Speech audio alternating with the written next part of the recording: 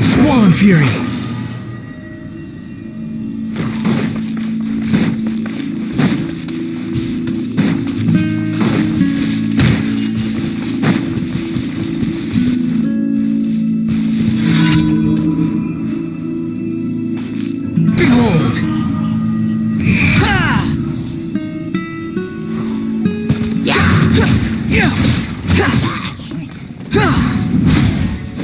The wind rises.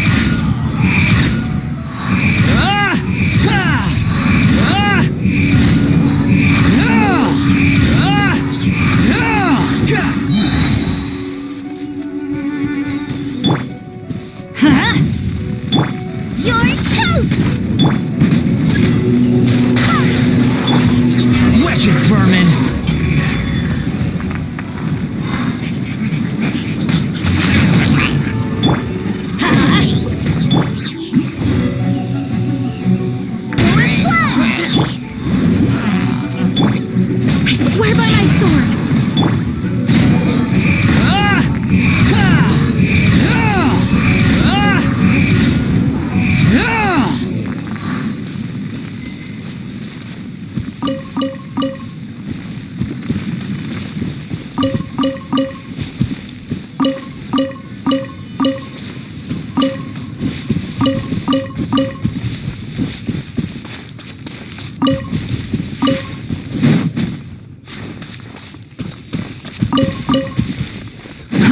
Too slow. I'm going in!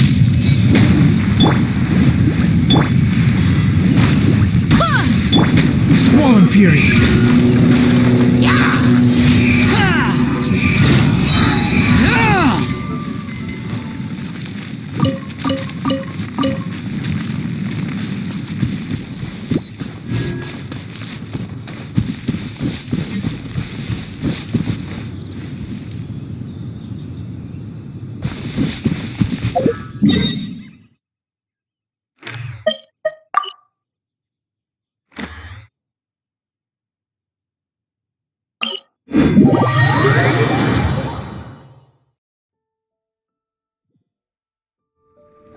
Fundamentally speaking, there's little difference between snow and rain, yet people lavish praise only upon the former. Behold!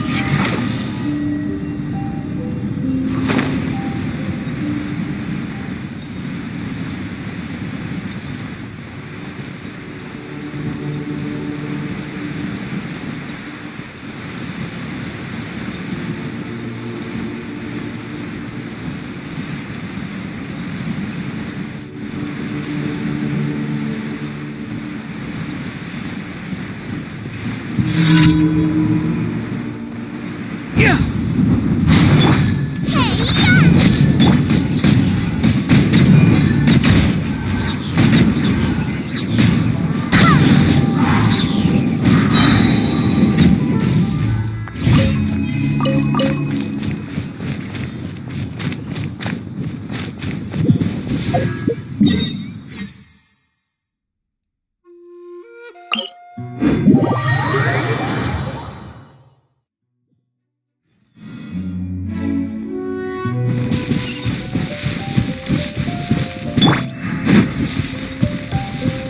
Squall and Fury!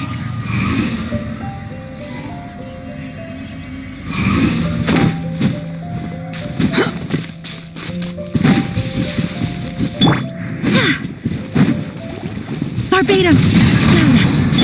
Nice and spicy!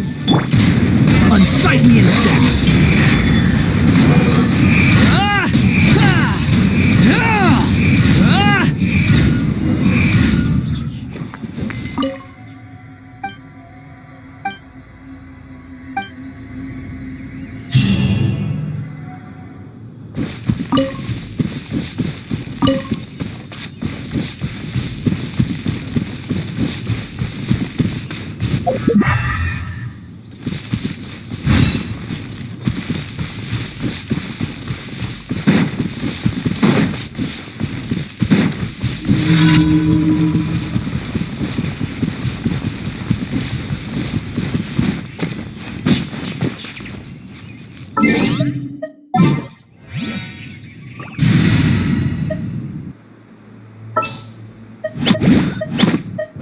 This world is full of...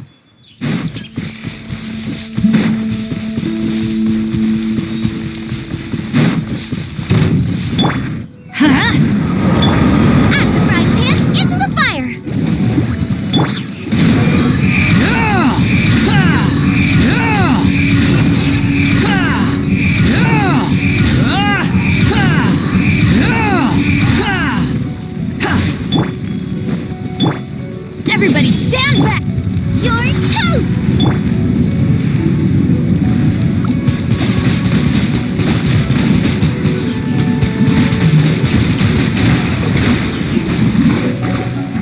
The wind rises. Let's light it up!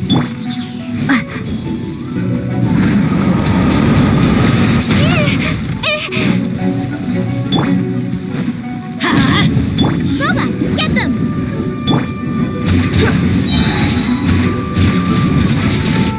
Ja! Huh, too s-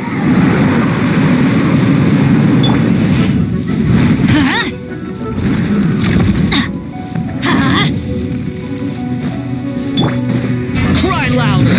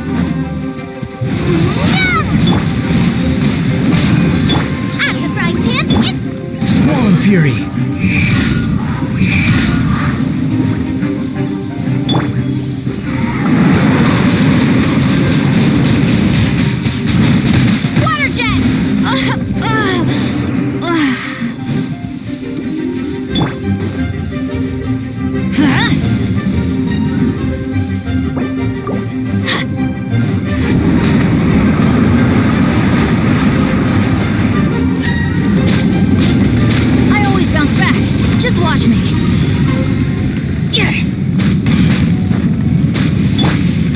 Race you!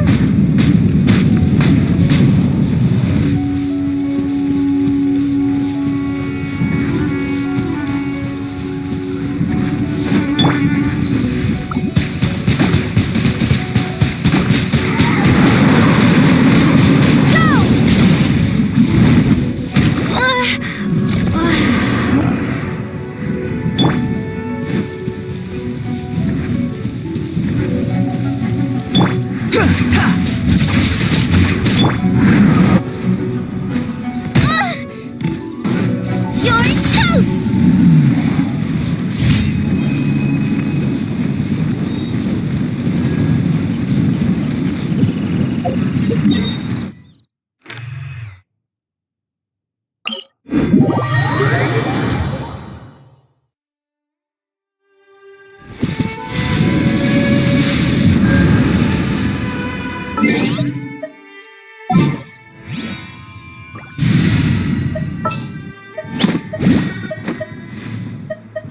Let the wind lead.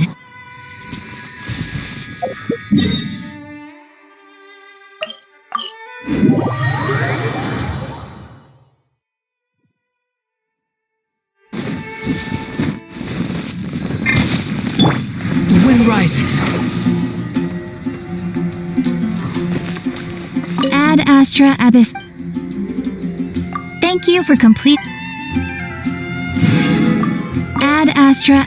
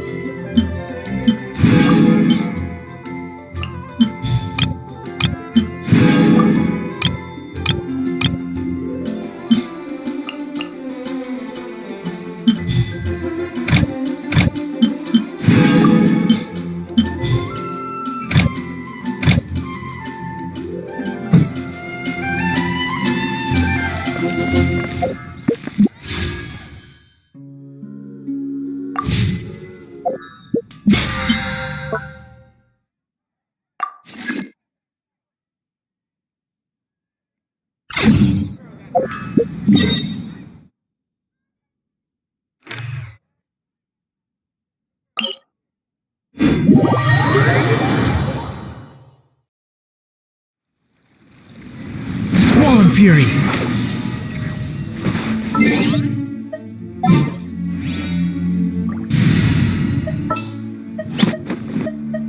Let's make haste.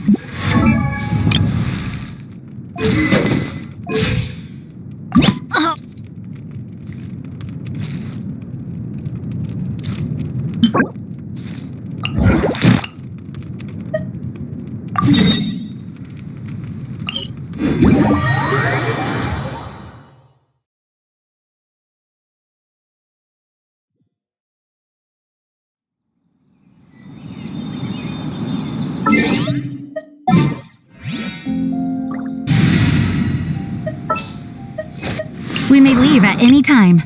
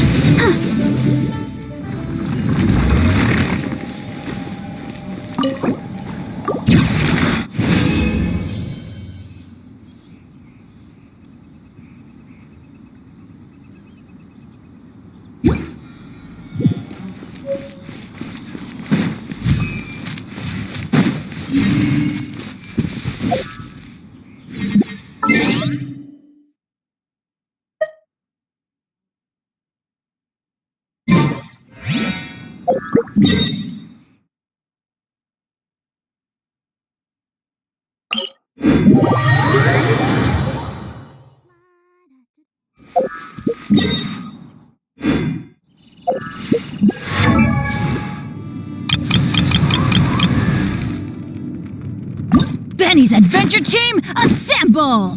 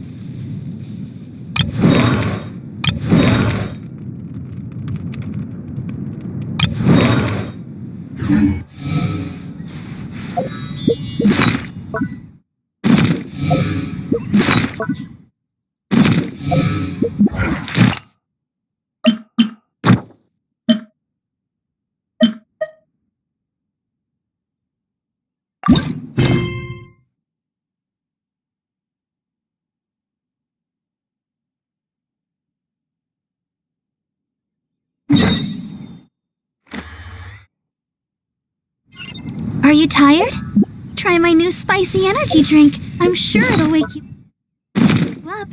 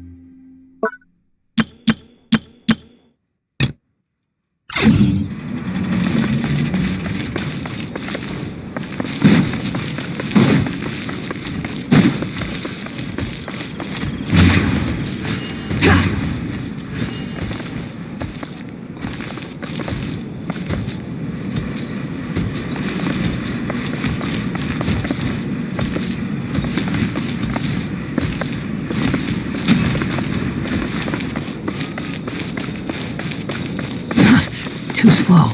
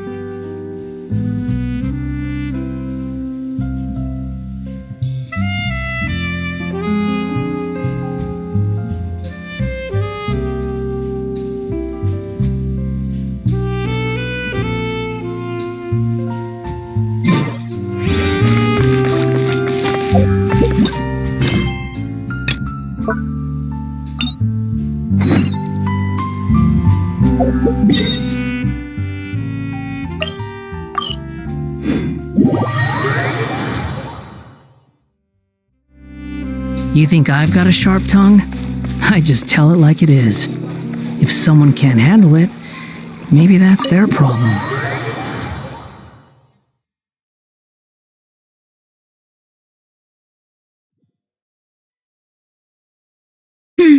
I came here several times with my father when I was little, but stopped eating here as often after growing up.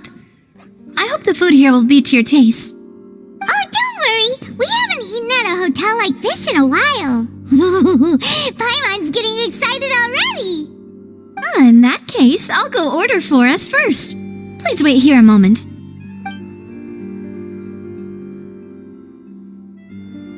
Ooh, everything looks so good.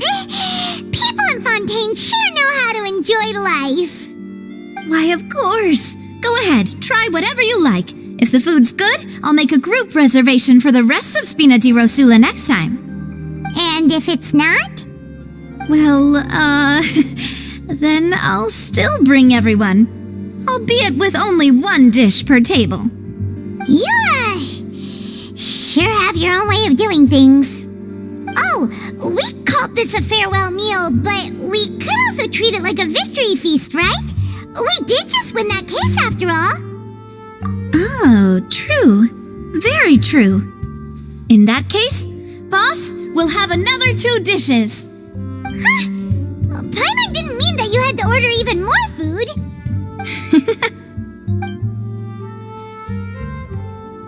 Speaking of cases, do you think that the mastermind behind the serial disappearances will get caught soon now that this has all happened?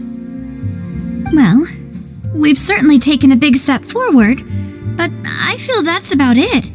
We know that there's an organization that means to dissolve these young women, but we still don't know what they are really after. If it hadn't happened right in front of us, Paimon wouldn't have ever believed that a person could be dissolved like that. Right? Yet it was because this was such a preposterous notion that the investigation could never really move forward before. Ugh. If only that guy could have finished speaking! We were so close to hearing who was behind it. In such investigations, even the smallest step can seem like a yawning chasm if the trail of clues is cut off. To be honest, I don't have high hopes for any follow-up that the authorities might conduct. It's not that I don't have faith in their ability, it's just that a different perspective is required in some matters. It's easy to guard against and deceive a single narrow perspective. A shift in thinking is required at such times in order to produce a breakthrough, which is exactly why the Spina di Rosula exists. Those highfalutin folk are not all-knowing. That's why we exist, to seep into the cracks where filth falls through, where their watch fails them. That's the kind of problems we solve. Seems Paimon thought things were simpler than they actually are. It's all right. Well, this was supposed to be a farewell meal, so I doubt you have further interest in this business, right? Let's talk about something else. Like, what are your future plans?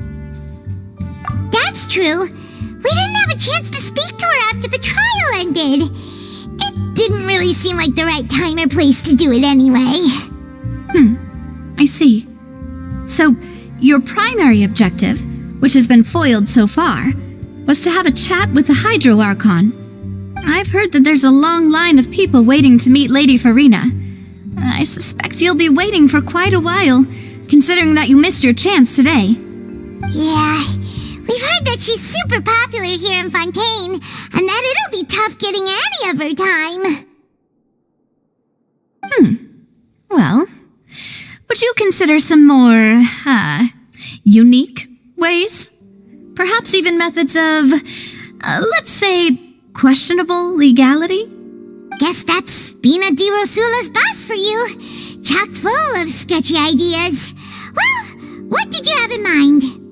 Well, one way would be to infiltrate a performance troupe at the Opera House, only to abandon your act at the play's climax and ask to speak to her after the performance. I'm sure Lady Farina would be eager to see the ending, and would agree in order to finish watching the play, don't you think? Could you suggest something a little more practical? This plan seems pretty hard to pull off. We'd have to go learn how to act, and acting's really hard. All right, here's another. Find a way to conceal yourselves under her bed, then wake her up in the dead of night and demand answers. Don't let her go back to sleep until she answers all your questions. I can personally testify that this one works. When I'm sleepy, I'll do anything as long as I can finally get some sleep. That might work, but that's not really the problem. The problem is we don't want to get ourselves arrested.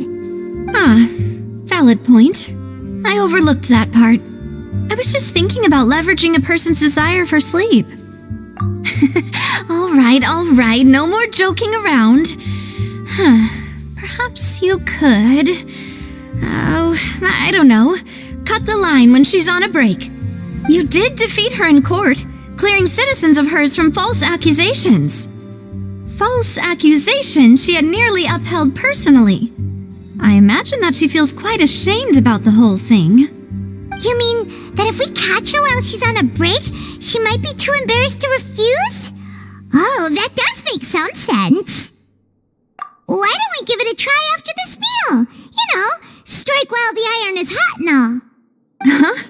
Paimon, did you drink my Fanta? Was this your drink? Sorry about that. Paimon wasn't really paying attention and the cup was right next to Paimon. Would you like to order another? No, it's fine. We're just about done here. Alright. Honestly, Paimon wouldn't recommend Fanta anyway. It tastes kind of salty and icky. Is that so? Huh. Well, in that case, we'll have to blacklist the Fanta here then. If we're all finished eating, then I'll go pay. Yeah, we're stuffed. Thanks for the treat, Navia.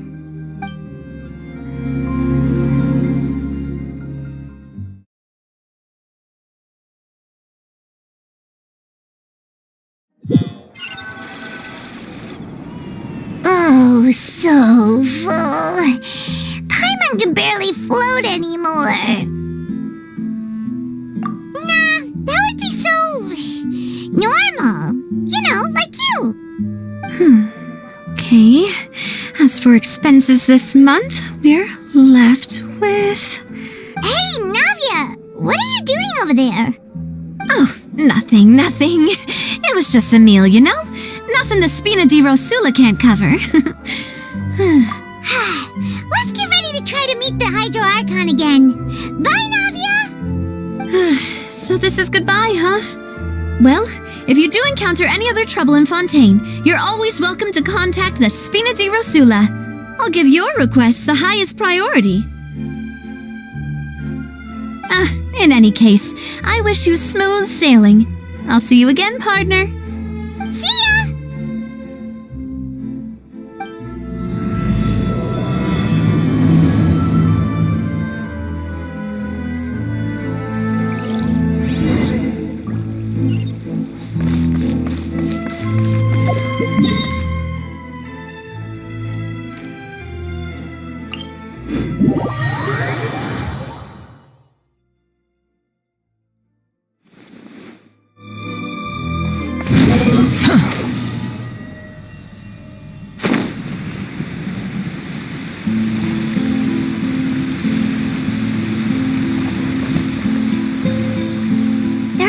People around anymore.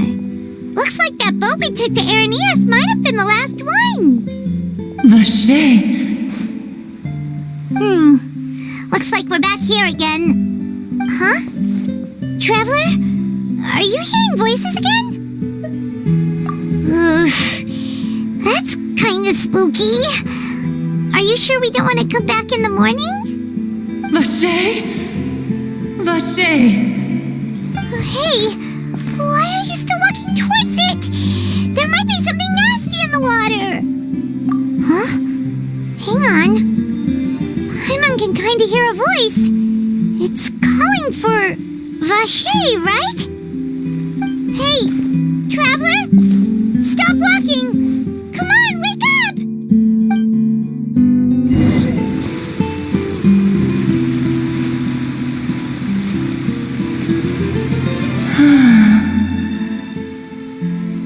Vache!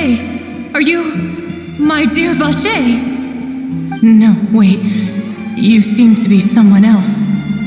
Do you know Vache? Do you know where my love is? Wait. Who am I? I'm very sorry. I fear I do not know. My memories feel like they have been washed away like a flood.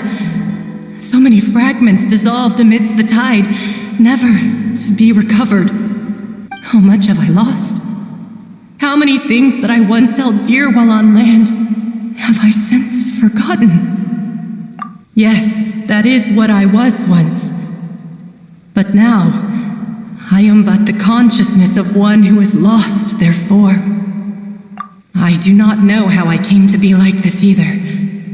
I only vaguely remember being covered in light blue water, and then all grew dim.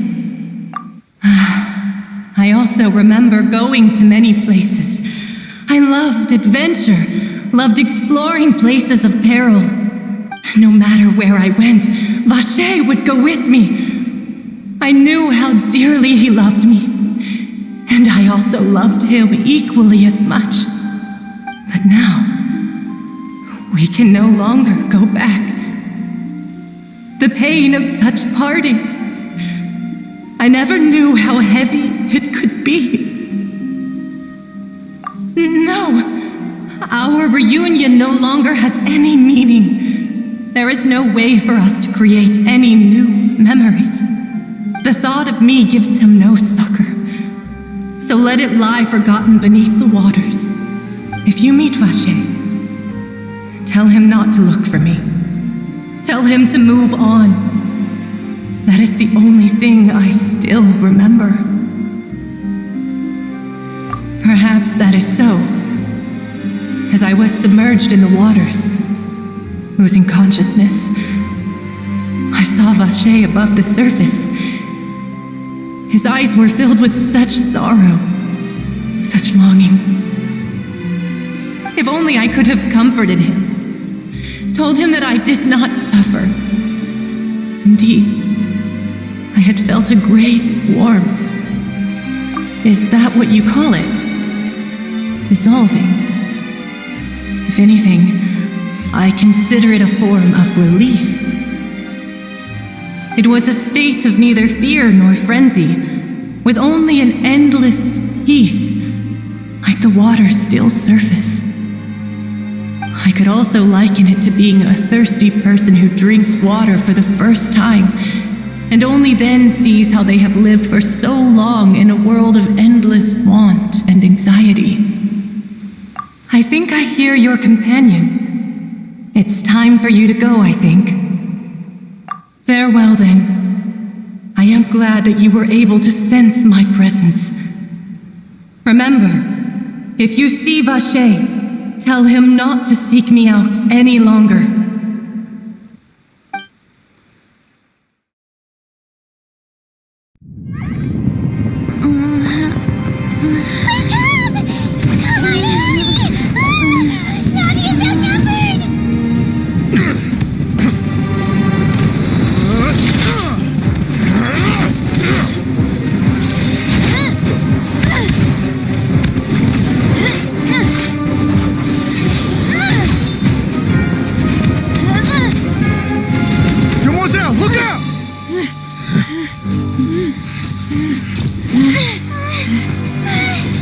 Dear God, it's a whole army of Gardamex.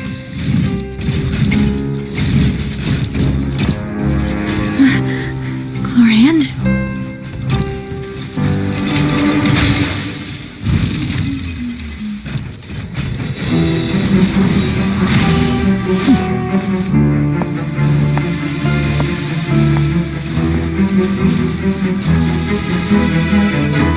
Quick, now's our chance!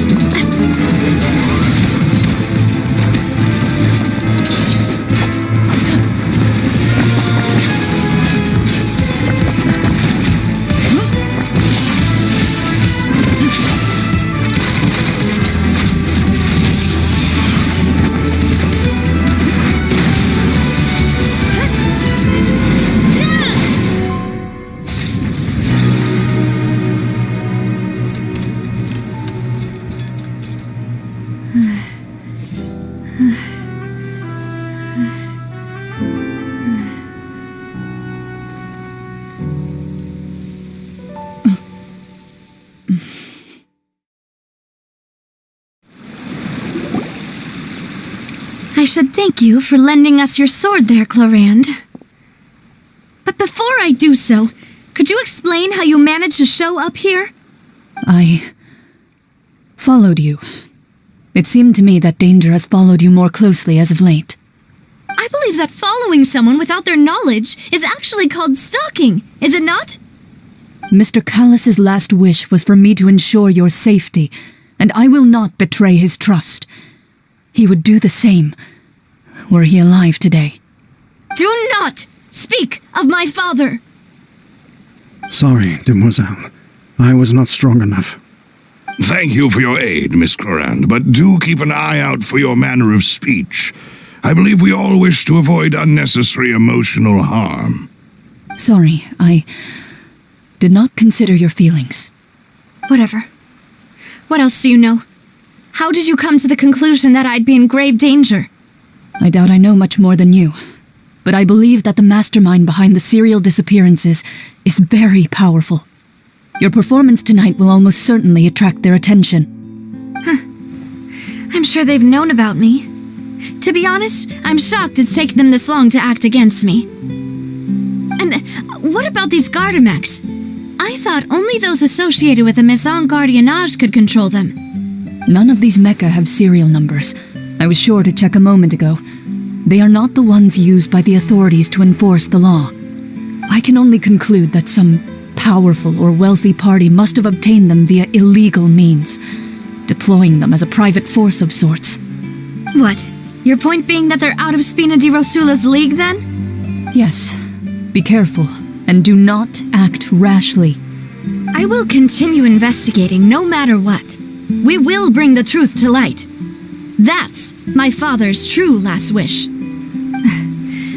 Regardless, thank you for your help today, Clorand. But if you get any ideas, tell me first. I don't much appreciate being followed. I do not think that they'll strike again anytime soon. So I shall stop following you. Good day, all.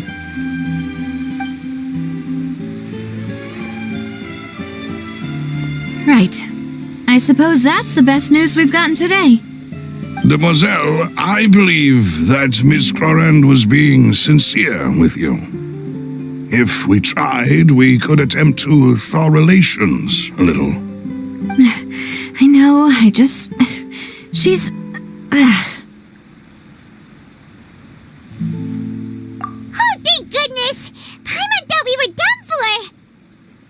Those Gardamex came out of nowhere while you were unconscious, and Nadia and her gang saved us! Oh, and there was that champion duelist named Clorand who came out to save us too! We got lucky there. Paimon probably couldn't have fought them off otherwise. Oh, come now. Forget all that polite talk. That wasn't really a farewell meal we had back there. Not for me, anyway. In truth, I hope that every meal we have together shall be a victory feast. As such, we're still partners. There's no need to thank me. It will take 50 years for me to match Demoiselle's magnanimity. If it were me, I would have joined the Spina di Rosula on account of her goodwill long ago. All right, you two. That's enough. Actually, Navia, how did you know that we were in danger? You sure did show up in the nick of time. Well, to be honest, you're the one who tipped us off, Paimon. Huh? Really? Paimon contributed somehow? Ooh, Paimon's even more amazing than she thought! Yes, all thanks to you grabbing my drink by mistake. How did that help? After we parted ways, I was on the way back to one of our bases when I suddenly thought of what you said. That the Fanta tasted kind of salty and icky. Fanta only comes in sweet flavors, so how could it have tasted salty? The color of the drink, if I recall, had also been a bit off. So the Fanta had been spiked with water from the primordial sea? Yes. So if you hadn't drunk that cup for me... Spina di Rosula is preparing the grandest of awards for you as we speak for saving the boss. Huh. Really? I sent people to Hotel de Boer to investigate, but whoever did this left no trace at all. That's when I figured out that you might be in danger and hurried here as quickly as I could. But why would they go after us too? All we did was defend Lenny in court and help clear his name. we're caught up in this mess too, aren't we? Well, you did foil a plan that they were probably pretty proud of, and almost got their name in the process. Speaking of which, did anything strange happen when you drank the primordial seawater? Well, it can't be coincidence that the traveler fainted just now. She said that she heard that voice calling for Vache again. Oh, and this time Paimon heard it too, but it was real faint. Does this situation have to do with the primordial seawater then? Does that mean the primordial seawater raises someone's sensitivity to hydro when it's used on people who are not from Fontaine? That doesn't sound like too much of a bad thing, to be honest. New intel? While you were out cold? Well, let's hear it, shall we? Oh, that is important. Vache. That name doesn't ring a bell. I suppose he hasn't stepped forward as a witness in court lately. Since he saw that young woman dissolve, he was at least at the crime scene. But he never gave testimony or any information regarding people dissolving in the primordial seawater. Could he have been threatened? Yes, thank you. This is very important information indeed. We will continue to investigate. Oh, you mean you'll help us investigate? Well, you did say that our farewell meal didn't really count. That means we're still partners, right? And besides, we're in this now whether we like it or not. You're not gonna let those people who targeted us get off the hook so easily, are you, Traveler? Demoiselle, do try not to look quite so pleased. You are the face of Spina di Rosula, after all. You talk too much. Well, in that case, let's head back to one of our bases, shall we? I'll arrange accommodations for you. We also have some plans to go over, and hopefully we can deepen our bonds as partners. But we'll take that one step at a time, I guess. Don't worry, you two. With us around, our base is definitely secure.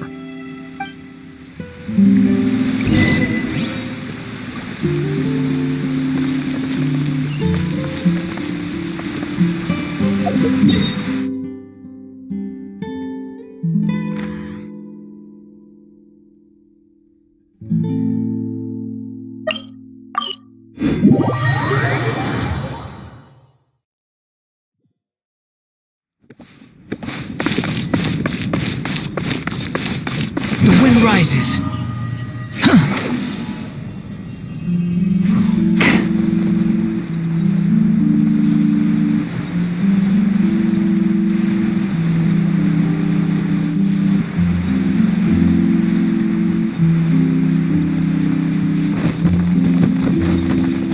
Everything was futile. It's right up ahead, but let's make sure we weren't followed first. I've been keeping watch, Demoiselle. I haven't spotted anyone suspicious thus far. Very good. But let's not let our guard down for now. I shall find rooms for our respected guests. Thank you, Malus. Now, let's continue, Traveler.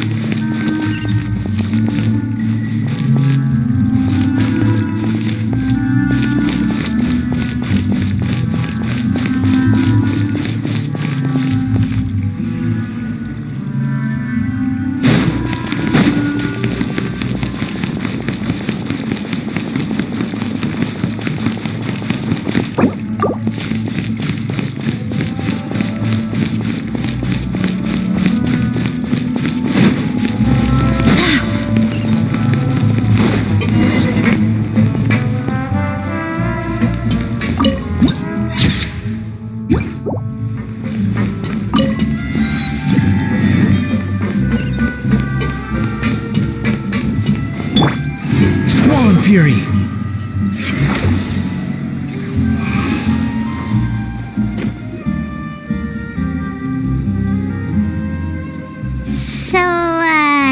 This is your base? It's not quite what Paimon imagined. Your accommodations have been arranged. Under the present circumstances, I can confidently say it's the best we have. Well, our funds have been a little tight lately. After all, we don't allow illegal or unethical profiteering. In fact, our funds often come from citizenry who support us. Seems like it's tough times for everyone. But if you have the support of the people, that does sound like it's worth it. To be honest, our financial situation was a lot better back when my father was in charge a few years ago. I'm afraid I'm not quite his equal. Your father, he was the previous boss of Spina di Rosula, right? How did he... Demoiselle, if you'll allow me to explain. No, I'll explain it myself. I suppose I couldn't run from this topic forever. And as partners, this is something I hope they can understand. My father's name is Callus. Yes, the same one they call Callus the Unfaithful in the streets. 3 years ago, he was accused of murdering his own friend. But he chose a duel to defend his honor instead of standing trial. He died in the duelist's ring. Oh no. But I do not believe my father was a murderer. I'm sure he was set up. At the time, I believed that if he only stood trial and was duly investigated, something amiss would crop up and prove his innocence. But strangely, he not only requested the duel himself, but rumor has it that even after being seriously injured, to the point where he could be deemed as having lost the duel, he refused to surrender, determined to die in the arena. 3 years later, I still don't understand why he did that. How could he protect his honor if he's dead? If anything, he gave up his chance to defend himself. The closest piece of info I have is that my father had been investigating the serial disappearances case at the time of his death. Ah, so that's why you're so determined to get to the bottom of that case. That's right. I've also tried to investigate the murder my father was implicated in, but I haven't found a single new clue in my countless reviews of the investigation records. However, I believe that if the murder case is related to those behind the disappearances, they must know something. I must know what really happened. Was my father coerced? Framed? Even if he really did kill his friend, I must get to the truth. If only he'd been more open with me when he was still alive. He even hid the fact that my mother died due to complications when giving birth to me. And now, here I am investigating his death. You really are a handful, aren't you, Papa? Demoiselle, please, if there is anything I can do, anything at all. I also will never believe that Master Callus murdered anyone. There are none whom I respect more than the two of you, Demoiselle. Master Callus did so much good in life, yet all it took was one murder case for him to be dubbed Callus the Unfaithful. Even our supporters decreased greatly due to that incident, hence our strained finances at present. Wait, if Callus was such a good man, wouldn't people at least be a little suspicious when he was accused? No. Perhaps people just revel in that kind of drama. It's not something exclusive to people from Fontaine, really. Everyone's like that. People love watching the evil turn over a new leaf, but they also enjoy watching good people fall into an abyss from one slip-up just as much. But how could... never mind. If Callus was really falsely accused, we have to find the truth. He didn't deserve to have that happen to him. There is one other thing. Master Callus's opponent in the duel was Ms. Clorand. Oh, her? Well, then, isn't that as good as saying that she was the one who killed him? Yeah, that's not the sort of thing that you can just let go and move on from. Miss Clorand has always placed great emphasis on the honorable nature of the duel. If her opponent doesn't yield, she will not stop either. She knew Master Callus beforehand and greatly respected him, but seeing how he was resolute in the arena, there was only ever one choice she could have made. It's not that I don't understand her at all, but I just can't deal with this yet. Don't worry, Navia. Paimon knows how you feel. You don't have to force yourself to do that. Afterward, Miss Clorand told us that at the start of the duel, Master Callus requested that she ensure Demoiselle Navia's safety. Yes, that is our understanding as well. Oh, Papa. What madness drove you to ask the person who killed you to take care of me? All right, anyway, that's the information I wanted to share with you. Even if it did sound like I was just complaining towards the end. Thanks. You two should go and rest. This was quite a day after all. Yeah, Paimon's beat. Please, relax and get some sleep. We will ensure you rest soundly.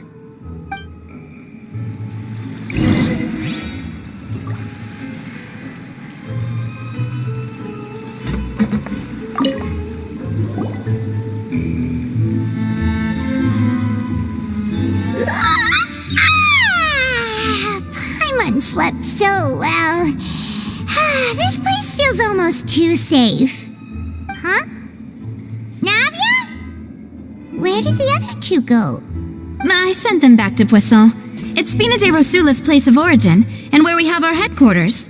There's not much for them to do here at the moment. Paimon gets the feeling that you're just trying to get them off your back. But never mind that. When did you get back? Were you waiting here the whole time? No, I just returned after going out for a while. I did some investigating yesterday regarding the name Vache. Wait, so you didn't sleep at all? How could I after having such critical new evidence appear? Guess Paimon wasn't speaking for everyone just now, huh? Unfortunately, this name seems to have been wiped from existence. It doesn't seem to have a match anywhere. I suspect that those behind this have already taken steps to hinder an investigation from this angle. But that does prove that this Vache person is a key witness in the incident.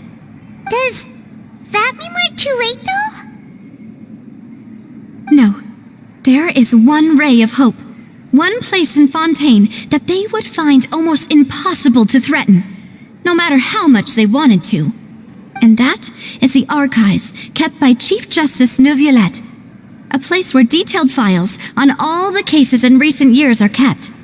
If the Oceanette you met is one of the young women who went missing recently, we should be able to find some related information there. So Neuvillette maintains an archive of case files? Whew, guess that's the hard-working Chief Justice for you. In that case, let's go talk to him, shall we? Aren't you coming along, Navia? Did you get tired? No, it's nothing. Let's go see the Honorable Chief Justice.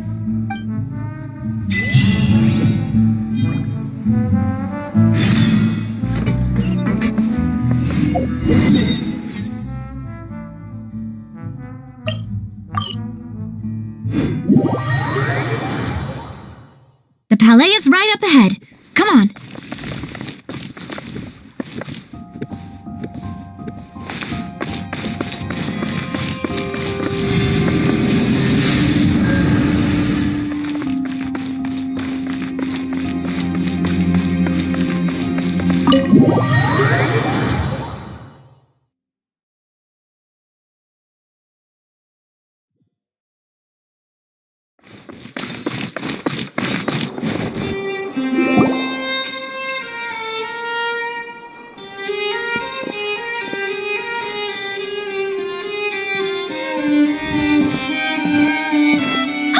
Please state your business here. The Chief Justice is presently occupied with official matters. This place does look pretty heavily guarded. Guess that proves that Neuvillette's files are really secure. Hey, Don't you recognize us? Huh? Who are you? Just to be clear, I don't care who you are or who you might be related to. Our rules make no exceptions. See? They've got great discipline, too. Yep. Paimon can tell. If you're here just to crack jokes, I can point you towards the exit. Unlike some, we're busy, so please leave if you don't have a reason to be here. No. What I meant to say is, shouldn't you remember us from a few days ago? We were at the trial of the great magician Linny. Oh, yes, I remember. I read about it in the Steambird. You must be Linny's attorneys.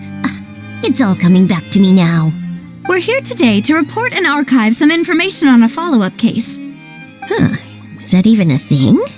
Of course. Don't worry. We're here on official business. You can trust us. All right then, I'll let you through. The Chief Justice is just inside. Thanks so much.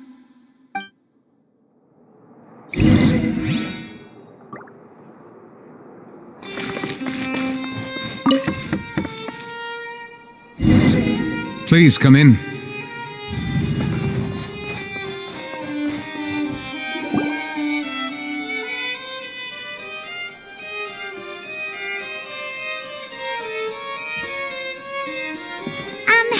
Sorry to barge in, Monsieur Nervalet. We only lied to get in because we didn't know any other way. It's all right. Please let me know how I may be of assistance to you. So you're not mad at us? We're looking for a man called Vacher. He may have been an eyewitness in the serial disappearances case. If we can find him, we may be able to unearth some key information on the case. Ah, I see. In that case, please wait here a moment while I browse through the files.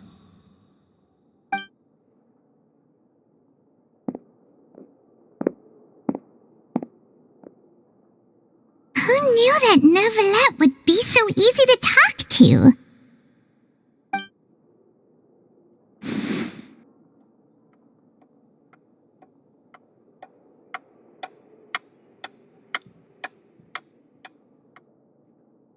Unfortunately, I'm quite certain that no one by the name of Vacher has been involved in any case, criminal or civil, in the past several years.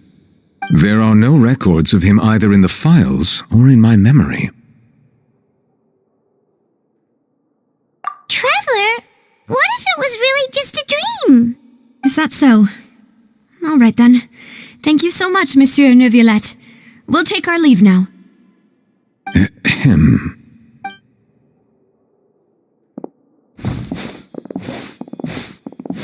Miss Navia, I can understand how you feel. Your father, Callus, was a truly exceptional man. We deeply regret his passing. And what are you trying to say, Monsieur Neuvillette? Are you trying to console me? Extend your sympathy? Or just express some tendril of regret? No, you are not trying to do any of that. I can hear it in your voice. There's no emotion behind your words.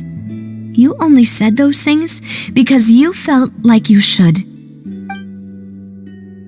It's just like last time. After my father took his place in the duelist ring, I pushed through the guards to talk to you as a last resort. You even told me then that you thought there was something fishy with the case, yet you still allowed the duel to go ahead.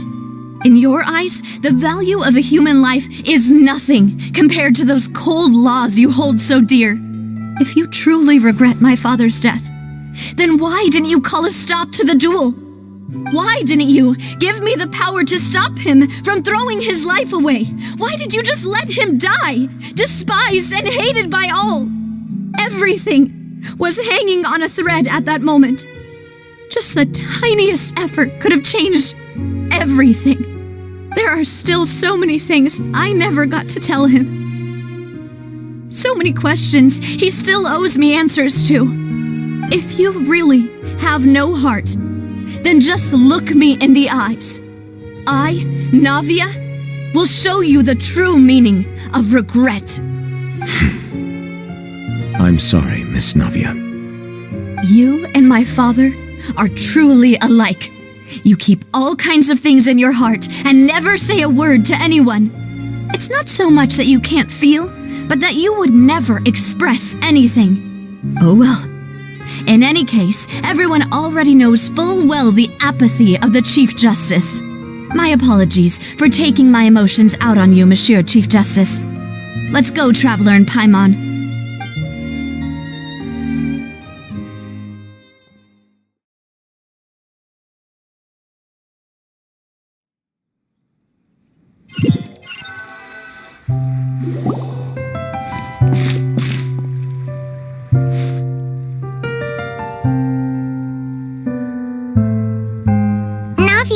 Are you okay? I'm fine. Rain. It's raining. You're right. Wasn't it still sunny when we went into the building? And there shouldn't be any active trials today. How strange. Now that I think of it, on the day my father was convicted of murder, it was also raining. What is it? Did you think of something?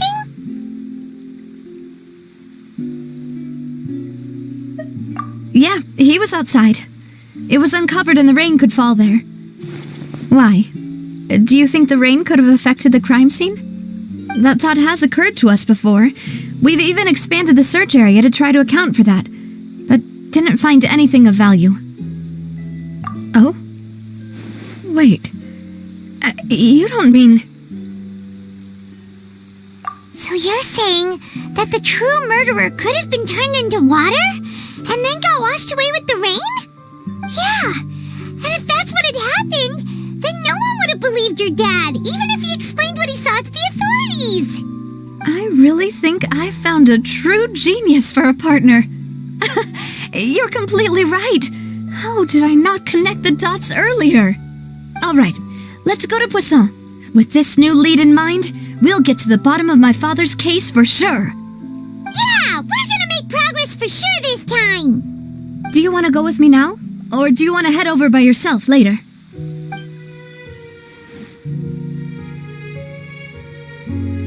Great. Let's go then.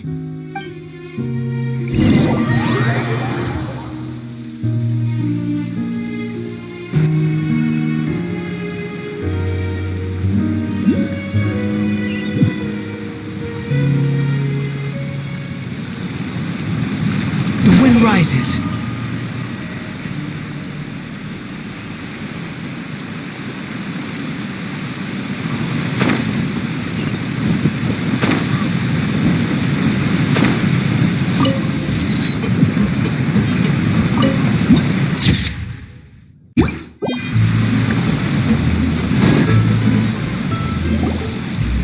Whoa, what a huge ship! Why would a ship be anchored at a place like this? There's no need to be so surprised. While it may look like a ship, it's actually Spina di Rosula's headquarters. My father was the one who asked for it to be built like this. Perhaps our taste in exterior design is the only thing we occasionally had in common.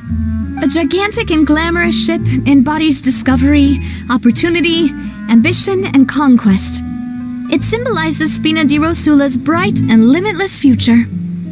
And Paimon thought you were bluffing when you said Spina di Rosula had a glorious past. Paimon was confused why a group with such a history would live in the sewers. But now that Paimon has seen this ship for herself, she's been convinced. Well, Poisson is where Spina di Rosula began, after all. It's our main base, our home.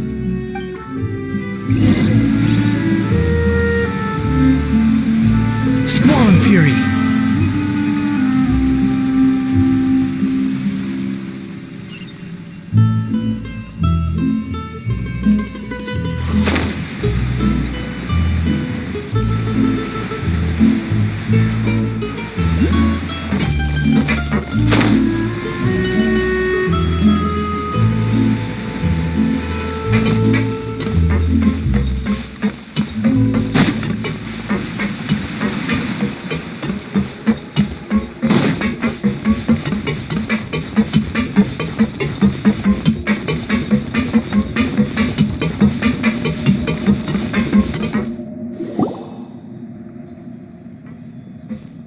Melus, we're back! Apologies for the wait, demoiselle, and our most important partners. You said before that you still had some business at the court. What brings you back to Poisson so quickly? About that. It's because my partner here reminded me of something really important. You see, what if my father's case had something to do with water from the primordial sea? You still remember, right, Melus? On that night, it was raining? Yes, the case was quite similar to that of Mr. Linney's. Both were what you'd call impossible murders. Could you tell us a bit more about what happened before? Yeah, of course. Many years ago, something called synth began to gain popularity in Poisson. At a glance, it was a kind of drink that could excite your mood and produce many pleasant hallucinations. Wait! Didn't that guard guy who turned into water also mention that the primordial water could be used to produce some kind of potion? Yes, he did.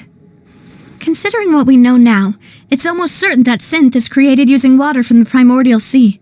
If you drink synth for an extended amount of time, you'll suffer many side effects, such as losing the ability to focus or control your emotions.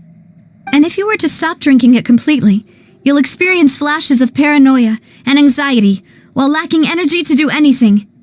It's an extremely dangerous substance. As he oversaw Poisson, my father was compelled to put a stop to synth abuse and called for a complete ban of it. Boss's uncompromising attitude incurred the synth vendor's wrath, but no matter how much they threatened or bribed him, he refused to yield. Not only that, Boss became determined to find the mastermind behind the synth operation and put an end to the problem once and for all. Yes, but the enemy was very cunning. So he could never get anything out of the dealers, all of whom only sold the stuff and weren't privy to the rest of the operation. Recognizing that, my father decided to contact the dealers in secret and cultivate personal relationships with them. Finally, he was able to convince someone to become his informant. The man's name was Jacques. He felt greatly ashamed about his work after seeing many families destroyed by synth abuse. That night, my father hosted a banquet at his countryside estate. He planned to meet up and exchange information with Jacques over some food. But then, we heard 2 gunshots from the courtyard. We raced to the scene and found my father, still holding a gun, and Jacques, who was already dead on the ground. Huh? How did that happen? Aren't they on the same side? Sounds just like Lenny's case, doesn't it? In both cases, the culprit seemed obvious, but neither appeared to have any motive at all. Looking back on it, though, I now believe the most important clue was something we all overlooked at the time. There were pieces of clothing left at the scene. Precisely. It's all thanks to you that I made the connection now. Back then, we all just thought they were some costumes that Jacques used to disguise himself at the banquet. But, considering it now, it's almost certain that they belong to a third person at the scene. With one extra person, we'll also need to reconsider why the 2 shots were fired. You're right. We still don't know what happened. But my intuition tells me that we're on the right track to figuring it all out. I'm finally headed towards the truth. Jacques was an empathetic man who was infinitely remorseful for his past actions. It's unlikely that he turned on Boss with 0 warning. I think this third person is probably the key to the full truth. On that note, however, even though this will not please you, demoiselle, as your and your father's butler, I must still offer a word of warning. Our opponent is insidious and cruel. They are extremely difficult to deal with, and Boss has already lost his life trying to bring them to justice. Even though Spina de Rosula has lost most of its former glory, Poisson has welcomed a new time of peace, and we have been allowed to live out our lives. There is no need to follow your father's path. It would be both wise and in line with Boss's wishes to step back and give up on the case. If that's indeed what he wished for, then he should have told me that himself. Was I not the closest person to him? And yet, I was the one most kept in the dark. What was the point of him dying without sharing any of the secrets he knew? Did he manage to protect anything in the end? Synth is still here. Callus the Unfaithful is still his epithet. And Spina di Rosula is barely getting by. Nothing has changed. Did he think I'd just accept his meaningless death and live out my life just as meaninglessly? I've never accepted that, ever. Not since that day, and certainly not now. I want to find out the real answer for everyone's sake. For the missing girls, for the victims, and for myself. Navia. This is indeed the best moment to act. Your partner appears to be quite reliable, and more importantly, Demoiselle, I think you're also ready to take this on. So you do know something else, Malus? Yes, I do. In fact, even before that banquet, Boss already knew of the connection between Synth and the serial disappearances case. But what drove all the tensions to the boiling point was the revelation that you, Demoiselle, had been selected as the next target to disappear. What? Boss also didn't tell you that he had been diagnosed with a rare illness. The doctors told him that he had no more than 5 years left to live, and the serial disappearances case caused him great anxiety. 5 years was nowhere near enough time to resolve this long-standing conflict, but once he passed away, all the danger would pass on to you. Knowing all of this, he decided to use one final intimidation tactic before his death. He claimed to have already gotten his hands on some key incriminating evidence for the other side, and even told some members of Spina di Rosula about the details. But as long as you remained safe, he would not share the evidence with the public. If something were to happen to you, then he and all those he told would immediately expose all they knew about Synth and the disappeared victims. Right, so nobody would be able to get off scot-free. As we've seen, Boss's tactic has worked. Even though Boss has been gone for a long time, the other side has not tried to take Demoiselle's life. No, I don't believe it. He never appeared to look sick to me. No father wants their daughter to see them weak and haggard, especially someone as proud as Boss. To him, dying in a duel and suffering lasting dishonor as the Unfaithful was still far preferable than losing face in front of his daughter. So he chose to die in silence, so that he could protect me. I'm afraid you're not understanding this correctly, Demoiselle.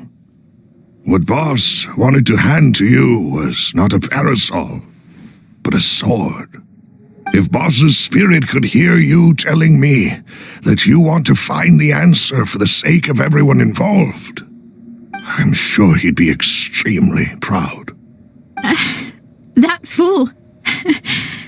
Couldn't he have just given it to me straight? No. He might have set up everything precisely because he never thought I'd be able to understand him.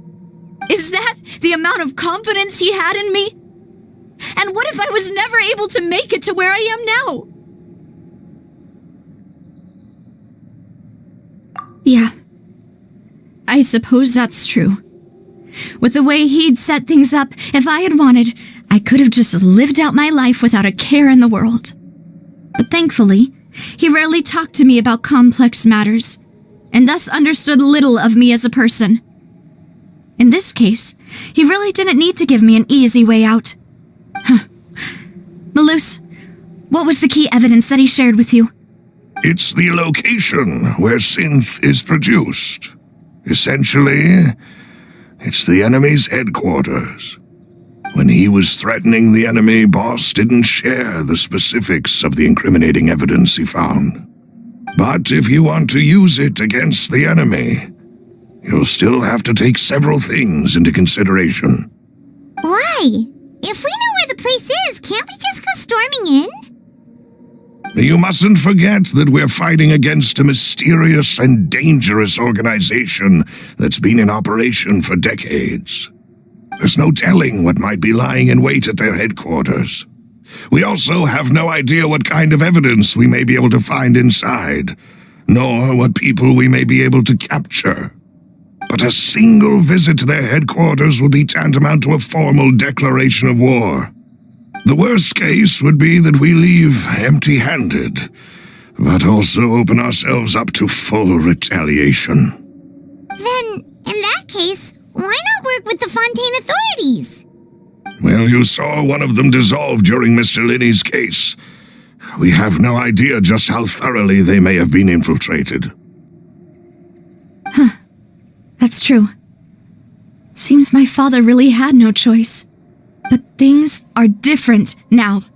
It should be a lot easier to prove the other side's guilt, now that we've connected Synth with the disappearances case. You sound like you've put a lot of thought into this, Maloose. I am the butler, after all. I live but to serve the boss and Demoiselle's will.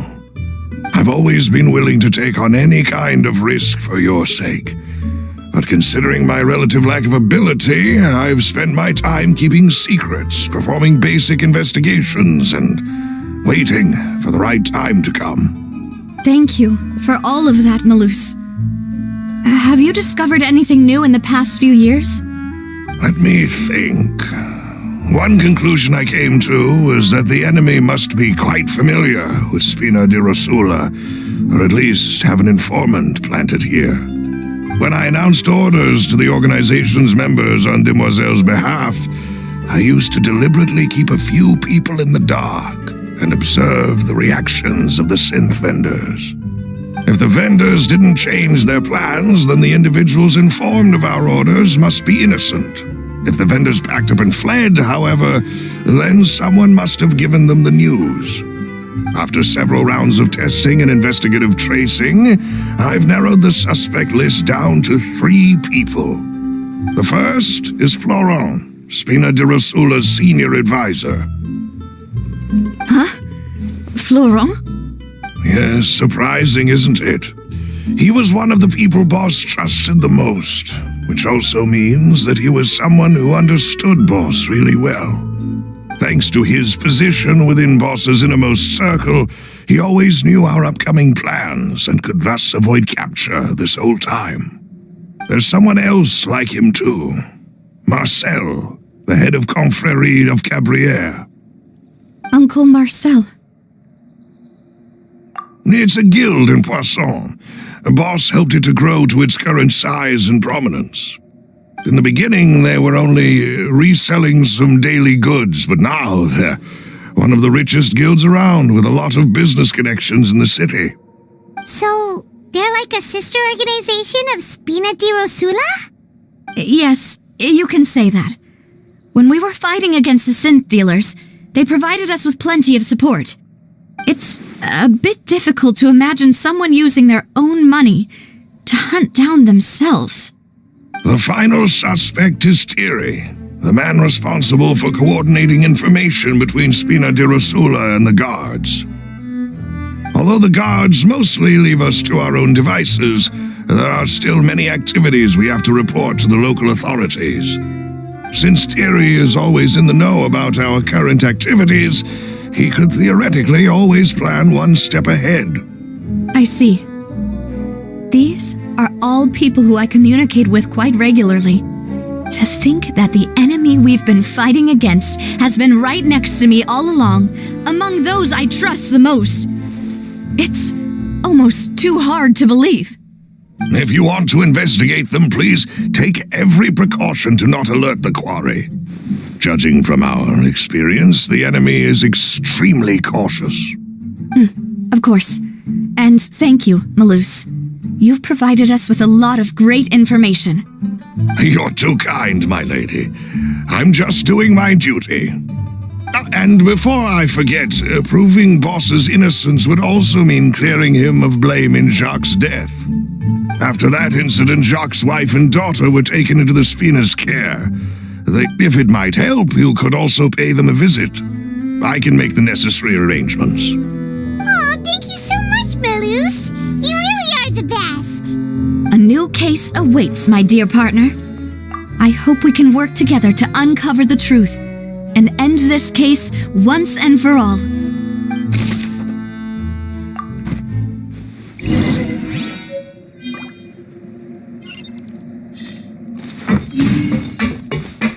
Behold!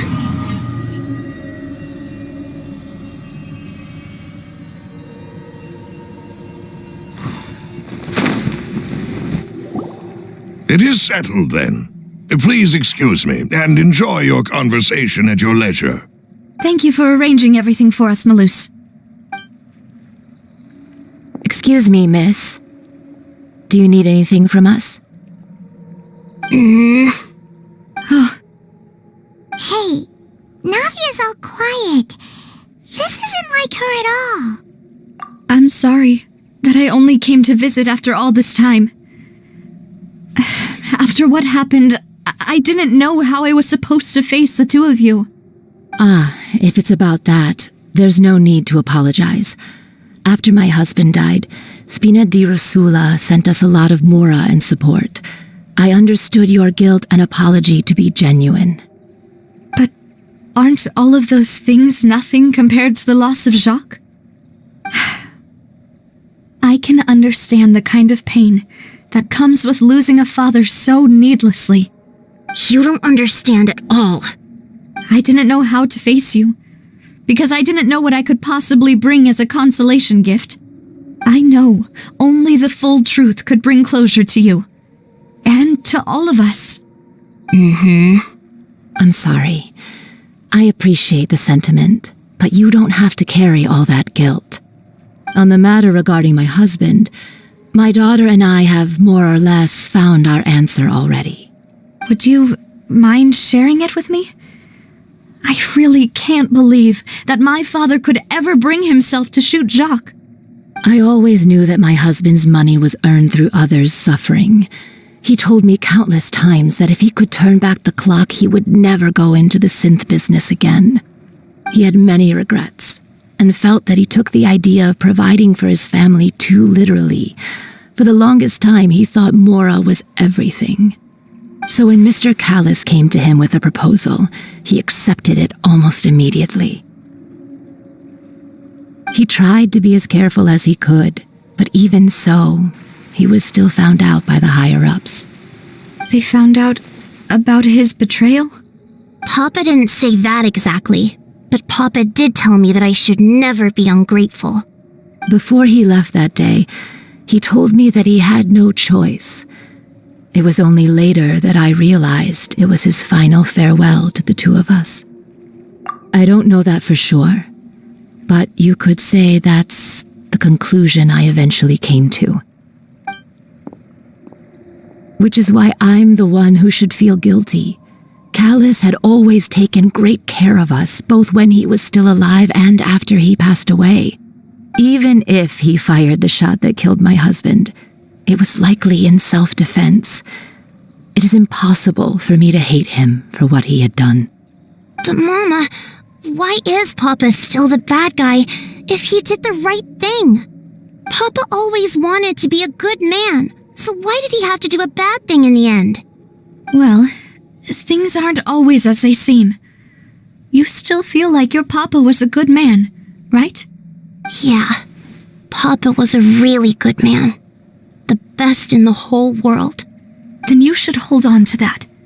If a good man had to do a bad thing, then he must have had his reasons, regardless of whether he left you a parasol or a sword. He must have done so to give you a better life. Oh. Thank you for everything you've told me. I will definitely find the truth. The current state of things is not something I'm willing to just sit back and accept. Thank you. I'm very grateful to hear this from you. Even though your personality is quite different from your father's, your determination when you speak is really similar. You really think so? That's the first time anyone said that to me.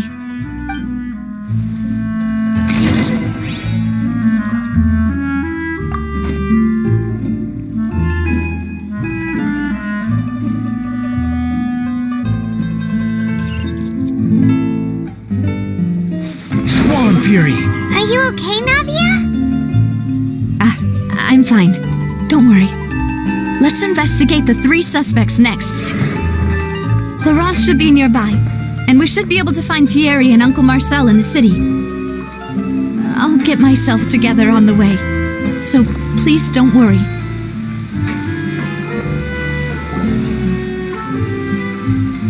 Greetings, boss.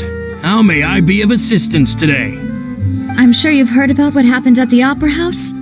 Someone got turned into water right in front of us. Yeah, I've heard. With something that dramatic, I'm sure journalists will milk it for all it's worth. And it'll be all the talk for the next several weeks. It also reminded me, on the day that the incident happened with my father, it was raining outside, and we found some clothes left at the scene. After my partner here put the dots together for me, I feel like we should try to reopen his case. Can you do me a favor and try to recall what happened that night? Let me think. Mr. Callis was feeling pretty upbeat that day, so he was drinking and bantering away with us at the table. After that, he told us that he wanted to go get some fresh air. So my first reaction was that Mr. Callis's life was in danger. So I grabbed my holster and made a mad dash toward the scene. But when I got there, it was already too late. Mr. Callis was standing over a dead body with a gun in his hands. All we could do was look back and forth at each other, not knowing what to say. So you also remember 2 gunshots then? Indeed. The guards said that the first shot didn't hit anyone, while the second killed Jacques. But I've never really bought that explanation. Reason being, Mr. Callis had left his gun on the table. I even made sure to confirm that before running to the scene. But according to the guards, that doesn't mean he couldn't have had other guns on his person. About the clothes left at the scene that you mentioned, do you think there was a third person there who was turned into water? At least from our perspective, my father had no reason to kill, so he would also have no reason to bring an extra gun with him. The gun he was holding probably belonged to Jacques, or a third person on the scene. Yeah, that makes a lot of sense.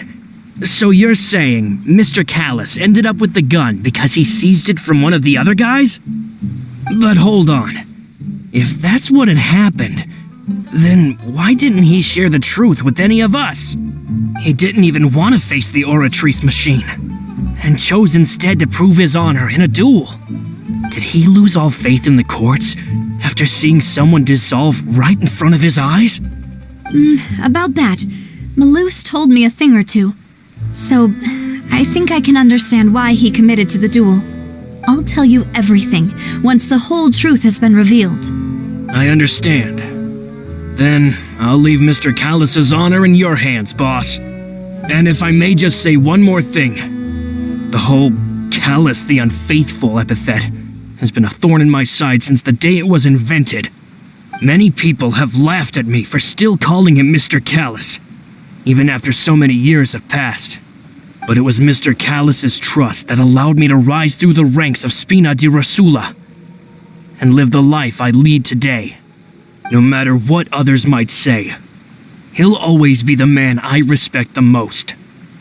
And he'll always be my boss. Don't worry. I will definitely find the truth. You and all our other comrades at the Spina deserve to know the truth as well.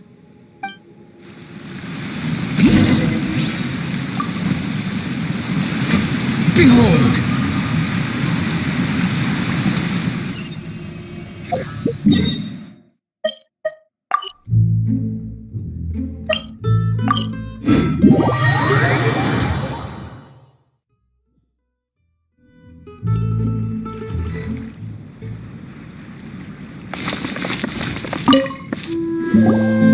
Hey, Thierry! It's me! Oh, now, what brings you here, Miss Navia? I've heard that you made quite the name for yourself at the Opera House. Oh, so you've caught news of that already. Oh, okay. Hey, I'm also a member of the guards, you know. The way you make it sound, people would think I was sent off to Poisson because I had done something wrong. Are you sure there isn't a little bit of truth in that? Under normal circumstances, shouldn't you have been called back to the city already? I mean, where I work is really up to me. Let's just say I enjoy the ambiance of Poisson. Callis did a fantastic job running the town, building Spina di Rosula from the ground up and clearing many obstructions in my way. It would be next to impossible for me to find a similarly easy but high-paying job in the city. Anyway, enough chit-chat. Are these two friends of yours? You, here for some formal business? Yes. These two are my partners. What happened at the Opera House made us realize that Linny's case and my father's may be related. We're trying to reinvestigate the details of my father's old case. Ah, I get it. You think there might be more to the case now that we know people can be dissolved into water, right? I was also flabbergasted when I first heard of it. If you want to go through the original files from your father's case, I can help you look for them. That'd be much appreciated. Thank you. Actually, I have another question. Do you have the authority to dispatch Gardamex? Of course. Without them, I couldn't possibly handle Poisson on my own. Why do you ask? We definitely can't use them to forcefully get more evidence for your father's case. Well, you see, just recently, we were attacked by a horde of unnumbered Gardamex in the city. So, if you hypothetically wanted to do something against me, all you would need to do is get rid of the mecha serial numbers and send them after me. Then you think too highly of my abilities. Dispatching mecha is very different from controlling them. If I had to make an analogy, when you order a dish, the chef will make it for you. You can ask the chef to cook, but not to massage your shoulders or carry your baggage. If you try to make unreasonable demands, the chef would just think you're out of your mind and ignore you completely. The same goes for me and my Gardamex. Removing a serial number is also not as easy as you might think. There are a lot of complex steps to it, and it's almost impossible to keep it a secret. So I can promise you, those mecha were definitely private units. They're certainly not cheap. So, whoever their owner is must be super rich, powerful, or both. Now that you mention it, though, being in the synth business would definitely be profitable enough to afford this. Oh, then you're officially in the clear, Thierry. Oh, well, thank you for the vote of confidence, Navia. Jokes aside, I'd like to wish you all the best with your investigation. I'll be staying in the city for a little while, so just come find me if you need any support from the guards.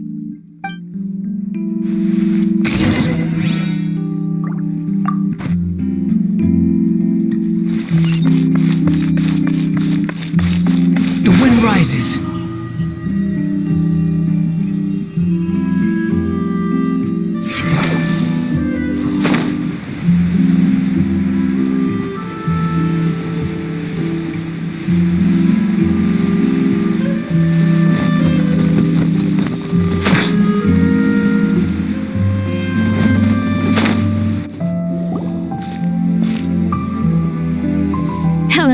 How may I help you? I'm here to see Marcel. Could you please let him know? You can just say Navia's looking for him. Sure. I will let him know right away.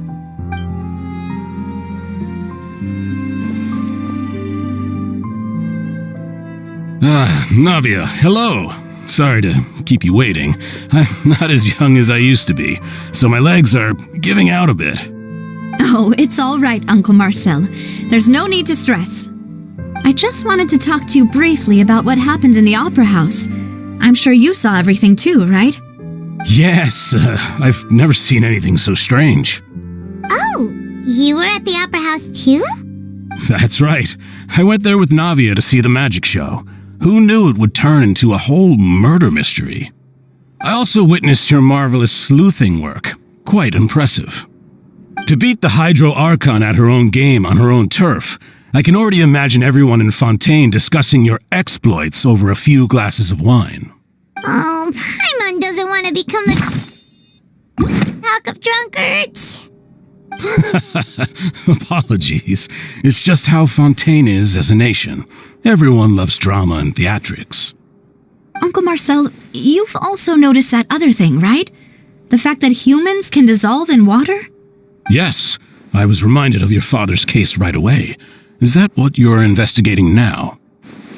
Exactly. I still don't have much solid proof, but I can sense that the other side has already begun to act. Oh, and what makes you say that? We were attacked on Araneus by some unnumbered Gardamex. And there was also an attempt to get me to drink water from the primordial sea.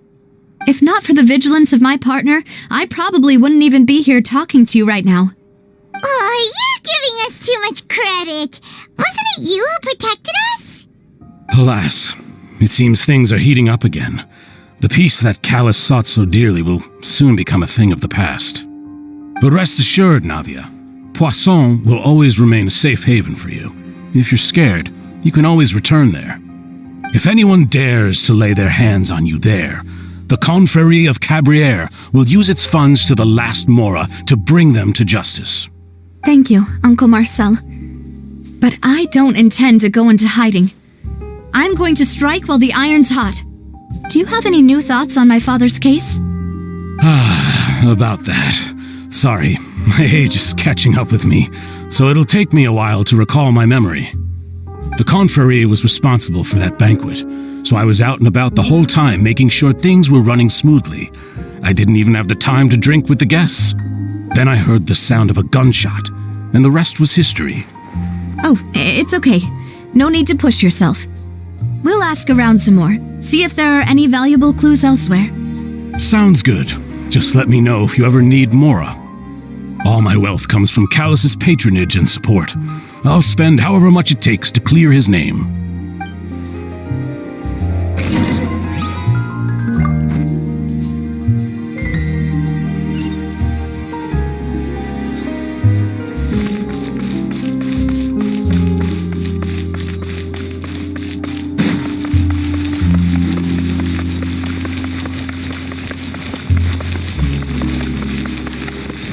Upon the gale.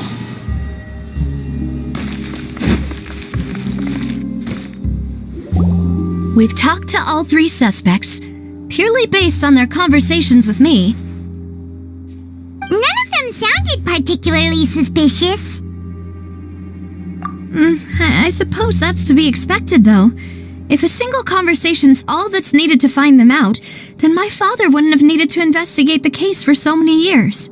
Anyway, even though we didn't make a breakthrough, let's still compile what we were able to find. But where should we start?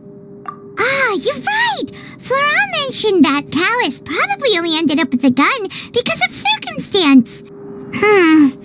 That makes sense. According to Jacques' family members, he already told them that he had been discovered and that he had no choice before he left home that day. If I had to guess, he probably received an order from the synth boss to kill my father. Had he refused, he and his family's lives would have been forfeit. So, Jacques fired the first shot? Oh? And why is that?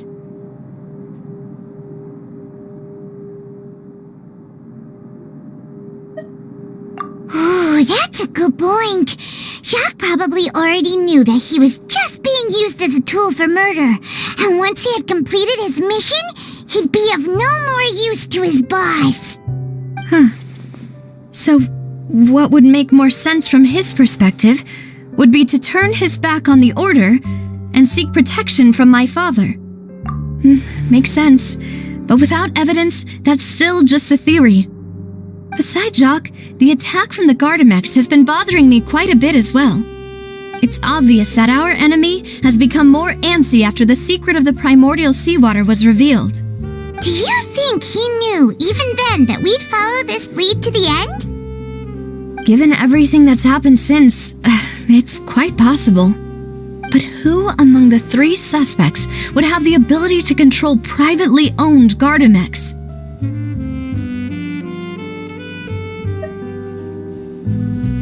Thierry, you say? Huh. It is possible that he's figured out a way to convert the Gardamex for personal use. But I didn't feel like he was lying when he was talking to us about the mecha. I also don't think he'd be able to keep that kind of tampering under wraps. Yeah, had he actually tampered with the mecha, we'd be able to prove it with a simple check of the guard's inventory. If the mecha were taken from the guards, it should be pretty easy to find out when and how that happened. Uncle Marcel? My father did really trust him. And they worked together on a large number of projects. Maybe that's how he got to know Jacques. And with funds from the Confrérie, he could also afford a large number of Gardamex. It's still really hard for me to imagine, though. After all, Uncle Marcel has been around since I was just a child. Also, wouldn't this mean he has been spending a whole lot of mora and energy to fight his own synth business? Florent? It is true that he was closest to my father, and thus had the best chance of learning about his dealings with Jacques. But as Spina di Rosula's advisor, his work mostly deals with personnel and security, so he shouldn't have much means when it comes to finances. So you're saying he's too broke to afford a mecha army? Exactly. He can't. And even if he could, I don't think he would be able to dispatch a whole group so quickly. Who could it be?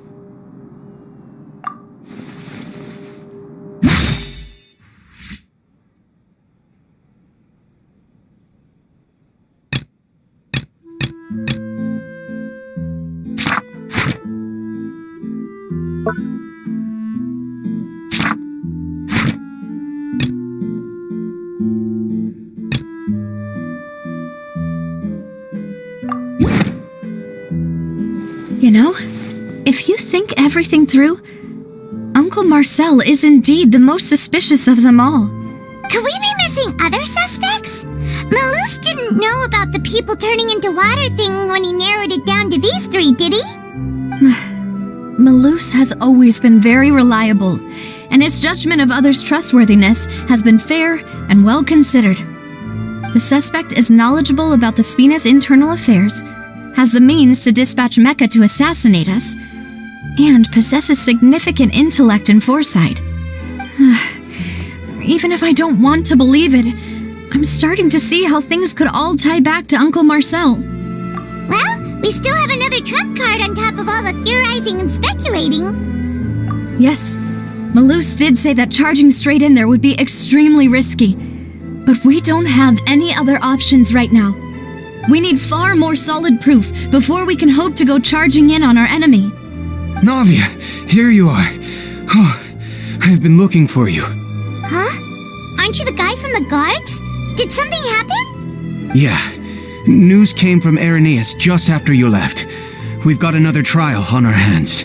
Wasn't that place built specifically for holding trials? What's so newsworthy about this one? I know. But they said the person they're putting on trial is a Fatui harbinger called Tartaglia. What? Is that someone you know? Yeah, we know him. Maybe even a little too well. Well, he's been accused of being the true culprit behind the serial disappearances case. It's absurd, don't you think? Wait, how? None of our investigations have had anything to do with him. That's what I thought was strange about it, so I came to tell you the news right away. If the charge against him stands, then it'll be next to impossible to get the guards to support any of our planned investigations. Right, because they'll think they've already found the culprit. Yeah, and it'll be a lot harder then to clear Mr. Callus's name. I understand. Well, partner, what do you think we should do? We still haven't found any conclusive evidence. Huh? Split up? What do you mean?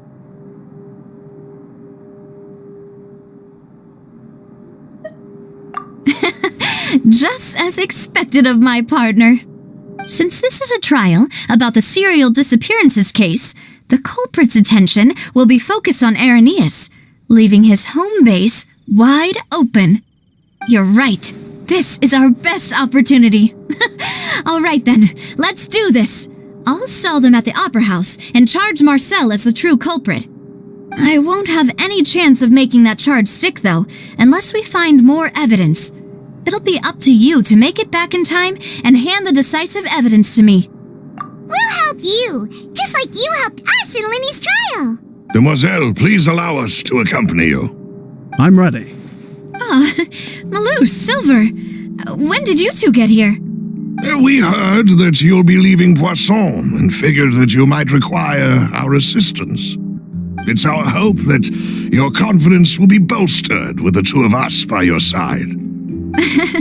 Thank you so much. Then, let's make haste for Irenaeus. Paimon, Traveler, I'll see you at the Opera House. See you then!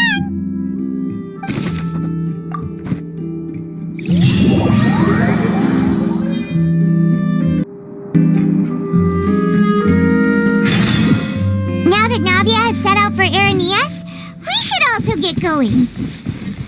The location has already been marked on the map, so let's head over. According to Malus's info, the synth production base is underwater. Let's go and try to find the entrance.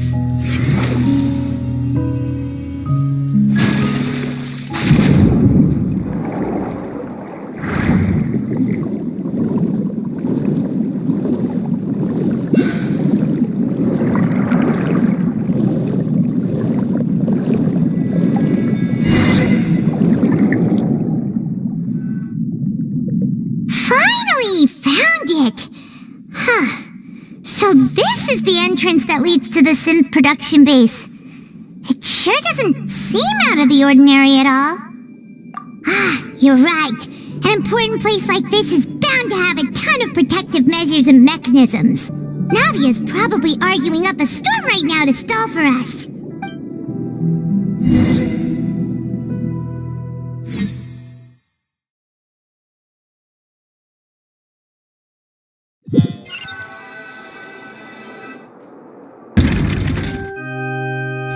It would appear that I must repeat my question again, Mr. Tartaglia. Do you accept the charge that you are the true culprit behind the serial disappearances case? To be perfectly honest, I don't understand your country's complicated court system, or the reason why I'm being charged with something I've never even heard of. However, I did hear that people who have been charged can choose to participate in a duel to clear their name. Is that right? In which case, as long as I accept the charge, I can have an all-out fight with that champion duelist Clorend, right? I've got to admit, that's one of the most enticing offers I've ever received. When I privately sparred with her last time, she was obviously holding back. Real disappointing. Hey! Don't you understand? You're currently the prime suspect for a major case. This isn't the place for you to be looking for fights. Oh?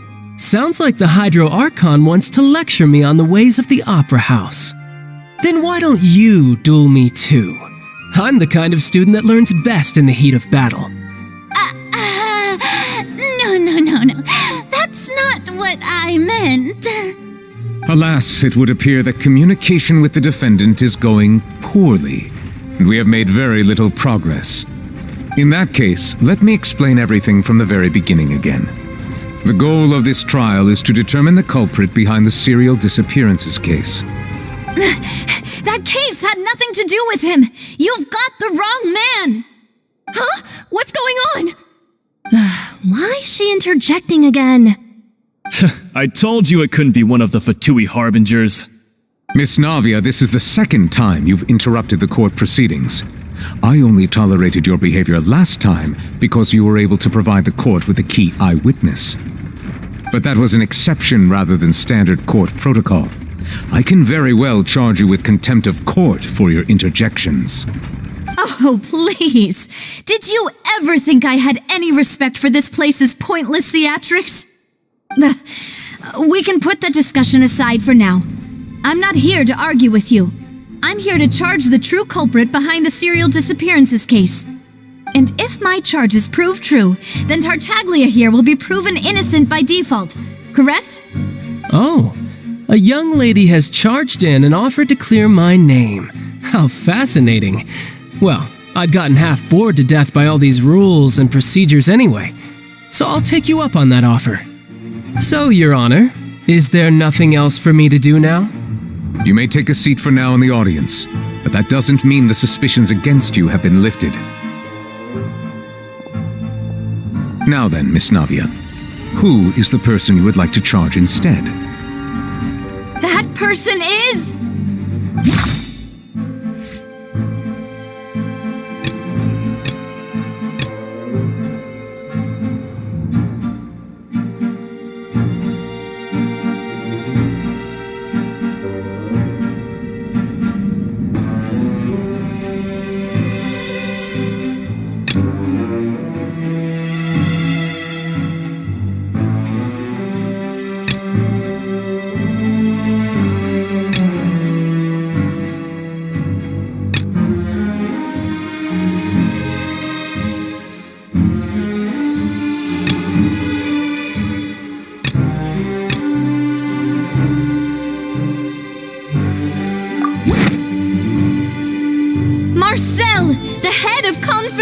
of Cabriere!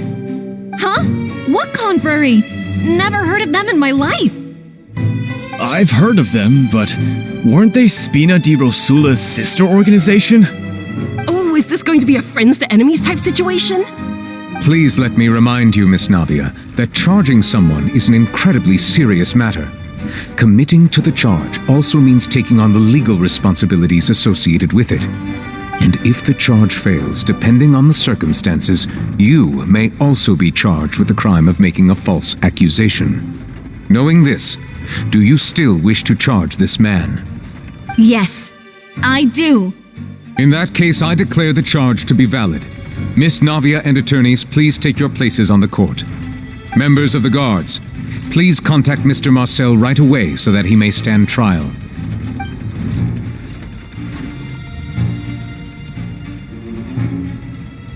Mr. Marcel, you will not require an attorney. Is that correct? Apologies. It all just happened so quickly. I still haven't figured out what's going on. I think an attorney won't be necessary. This is probably just a misunderstanding between me and Navia. Very well. In that case, since both sides have now arrived, Miss Navia, please present your charges. I would like to take everyone back to 3 years ago, to the case of Callus the Unfaithful. Only through elucidating what really happened in that case can we connect all the dots for the serial disappearances case. Navia, do you really think that I was the one who killed your father? Come on, why would I do that? Callus was my benefactor, and remember both you and I only ran to the scene when we heard the sound of a gun. If that's enough to make me a suspect, wouldn't that make everyone at that banquet a suspect as well? I think there's no point in getting into the specifics right now. The audience doesn't even have the big picture yet. Even I'm struggling to remember some details of that case. Exactly correct, Your Honor. I must refresh everyone's memory about that case before I can explain my charge and reasoning. I see. In which case, I will recount the findings about that case as originally recorded by Maison Gardiennage.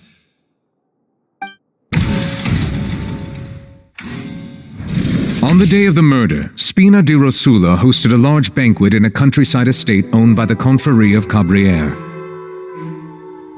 During the banquet, all attending guests heard 2 gunshots from the courtyard. When the guests arrived at the scene, they found the primary suspect, Callus, holding a gun, while his acquaintance Jacques lay dead from a gunshot wound. The guards' investigation did not recover any other firearms from the scene, As a result, they concluded that the suspect's first shot must have missed, while the second must have taken Jacques' life. The suspect did not dispute this conclusion, and also declined to defend himself in court. Instead, he chose to prove his innocence through a duel. Callus was defeated by champion duelist Clarand in the ensuing duel, and soon succumbed to the injuries. These are the known facts about the case.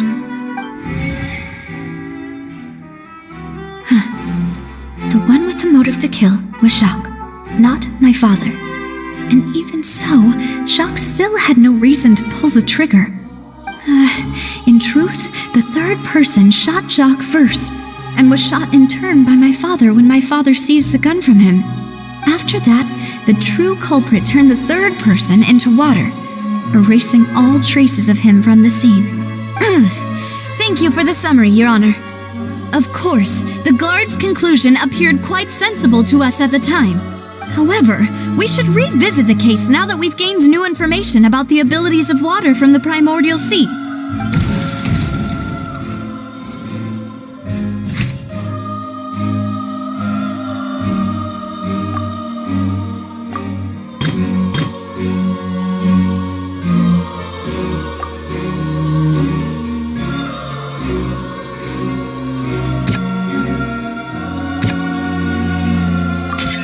The testimony of the victim's family confirms that Jacques had thoughts of assassinating Callus when he set out for the banquet. However, in the end he reconsidered, and instead shared everything with Callus, hoping to seek the latter's protection. Unfortunately for Jacques, the true culprit had already considered this possibility, and had sent out another assassin.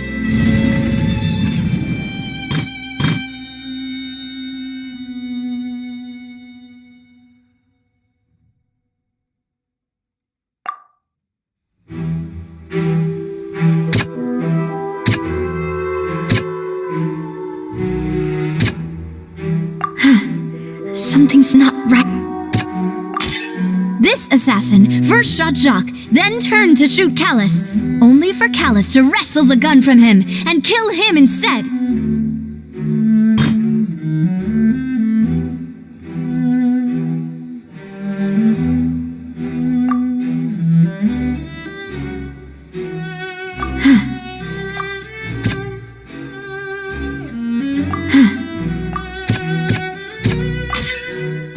Of clothing was found at the scene. The guards once believed they were used by Jacques as a costume to disguise himself, but now it is clear that the clothes were proof that there was a third person at the scene, and that they were turned into water after committing the murder. Since it was raining that day, the culprit was confident that they could use the rain to wash away all traces of their dissolved accomplice.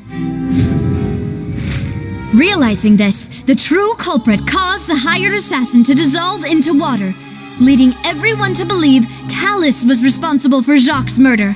This is the true version of events.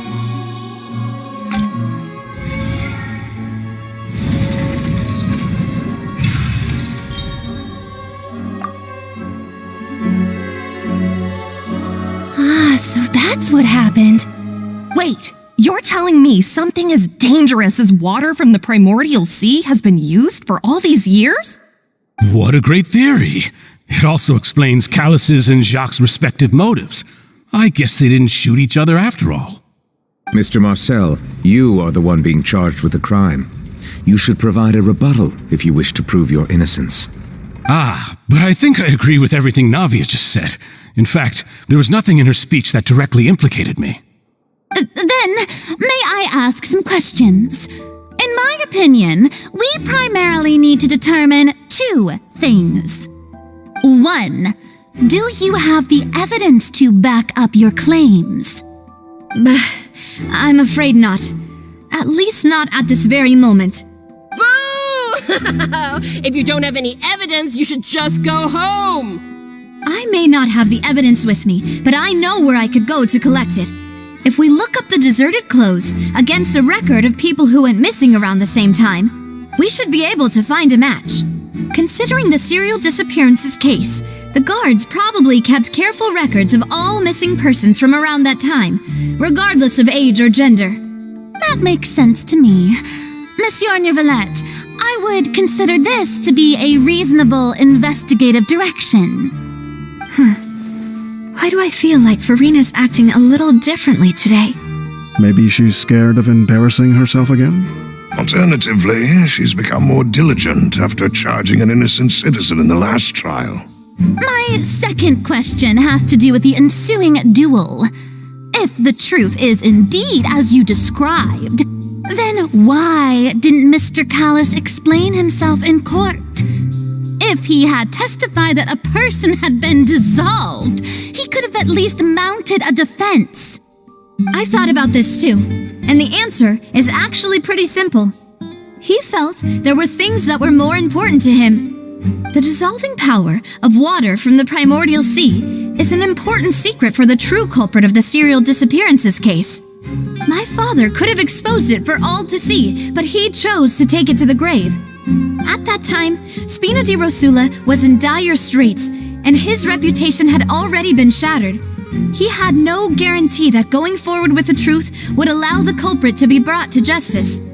What was certain, however, was that it would paint a gigantic target on my back. Boss once told me that Demoiselle had already been selected as the next target of the serial disappearances case. What? If the secret had gotten out, the culprit would have fought an all-out war with Espina right there and then. I wouldn't have been the only one in danger.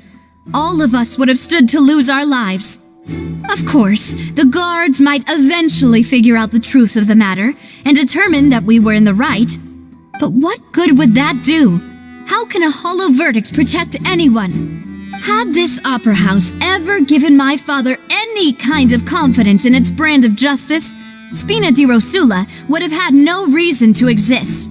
But by staying silent, we retained the ability to deter our opponents and continue the stalemate. I was able to become Spina di Rosula's president, which made me harder to target, as well as giving me more time to grow and learn. And once I have figured out the truth and stepped up to the challenge, I will do what this opera house cannot and restore my father's truth and honor back to him. So, you mean to say, your father intended to die in the duelist's ring? That's right. Do you have any proof? Of course. All you need is to ask his opponent, Clarand. I don't need your apology, your guilt, or your support from the shadows. You don't have to do anything for my sake. But since he entrusted his will to you, Clarand, you should tell us the truth about his sacrifice. So, during the duel, did you believe that Callis was intending to die?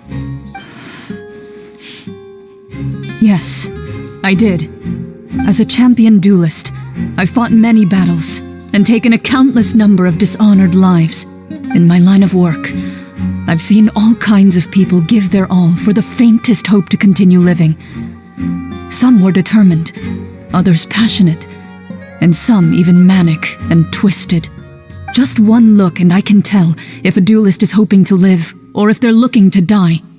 I hereby swear on my name and honor as a champion duelist that Mr. Callis never intended to leave the ring alive. Since that's your testimony, I have no more questions. It appears there really are good grounds to reopen this case. I concur. However, Miss Navia, you still have not explained the link between your father's case and the serial disappearances case. Right? What she said was fascinating, but kind of beside the point. Wait, weren't they just talking about the serial disappearances case? Of course, Your Honor. The two cases are connected via a matter of timing. In my father's case, the culprit intended to kill both Jacques and Callis. As a result, they planned to act after hearing 2 gunshots. And, at the end of Linny's trial, the culprit also only dissolved the victim in front of everyone because they realized they were at risk of being identified. The culprit could only time their actions so precisely if they were already at the scene. Coincidentally, Marcel attended both the banquet and the trial. So that's why you suspected me. Even after hearing your reasoning, I still can't help but find it a little preposterous. I'm used to it, though. You've always been an impulsive and sentimental child, Navia. It's one of your most endearing traits. No need to appeal to pathos. I won't try to refute your points one by one, but even if everything you just said was true, can you prove that I was the only person present at both events? On top of that, does a person have to be physically present to control the timing? Can't someone remotely monitor the place? Don't know what you can say to that. I know that even with that, you might still think you can reduce the list of suspects with some further investigations until I'm the only one left on the list. Alas, who won't feel at least a little hurt by an accusation of murder from a girl you see as your own daughter? But if I were to dismiss this completely, you'd also think I'm not being considerate of your feelings. Ah well, let Uncle Marcel teach you another lesson. Do you know what the biggest flaw in your reasoning is? I suppose you're gonna tell me anyways. It's timing again. I'm a businessman by trade. From that standpoint, there's no reason for me to kidnap young women. It's a high-risk action with nothing to gain. In addition, I left my home in Snezhnaya when I was young to come to Poisson and work in some trade. My business only thrived when I received Callus's patronage. But the disappearances began before I ever stepped foot in Fontaine. I do apologize, demoiselle. This was my mistake. No, it's not your fault. I'm sure he had come prepared. Is there anything else you'd like to say? Would you like to check the date of my first business license against the first known case of the serial disappearances? You can also take a look at my border entry records, or ask my friends and family when I left Snezhnaya for the first time. Could those records and testimonies do something to appease the unspeakable anguish in your heart? Seems like she got the wrong guy. At this rate, Navia will be convicted for falsely accusing him. I think you've done a superb job of dissecting your father's feelings as he neared the end of his life. But aren't you going against all of his wishes and expectations right now? He wished for you to become more rational, collected, and conscientious, instead of dwelling only on your own feelings. Once you've learned to be more considerate of others' feelings and to stop rushing headlong into things, you'd have met most of his expectations. This isn't just about me, and it never has been. The biggest difference between me and the rest of the victims is that I still have the ability to search for the truth, while that same agency has long been taken from them. The people whose families were destroyed by synth abuse, the people who lost their loved ones to the serial disappearances, and the people who suffered tragic ends due to their sense of justice.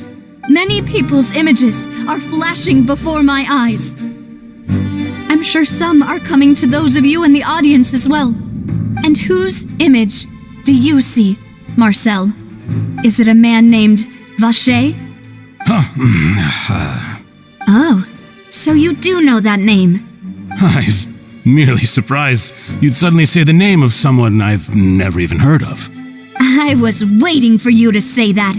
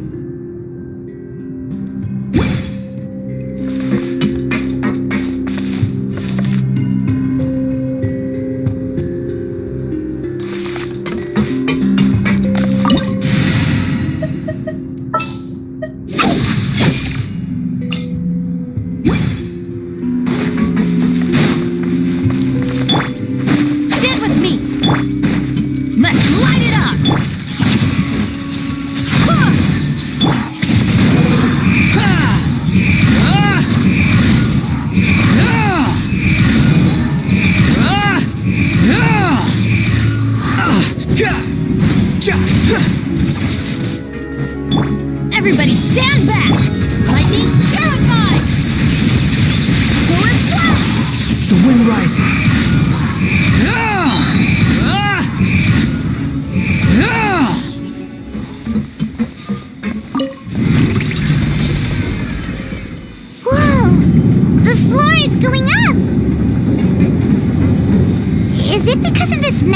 in the middle? That guy really prepared a lot of stuff for this place.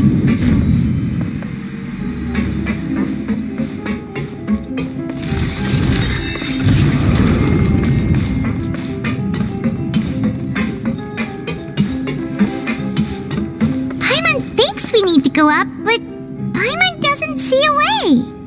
Let's take a look around. Maybe we'll find a hidden mechanism that'll show us the way up.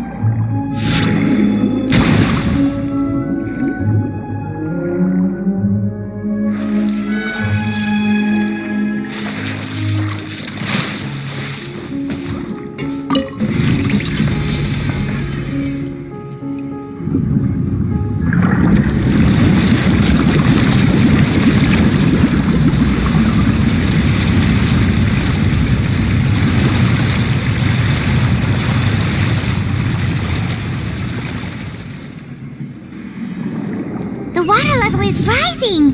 Now we can swim to the top! But this is still a ways away from where we need to go.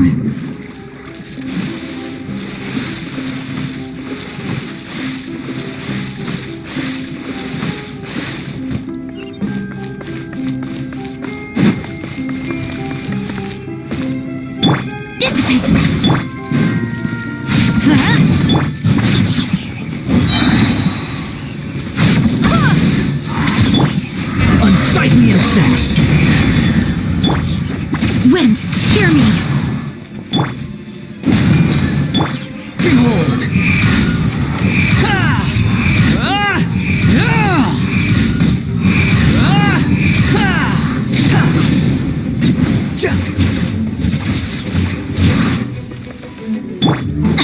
Let's light it up! Our bond is strong! I'm going in! The wind rises.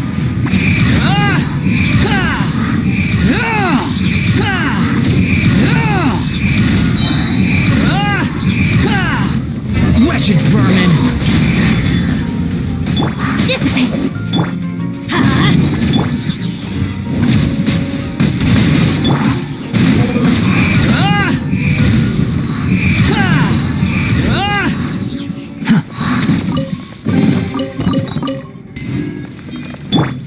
Stand with me!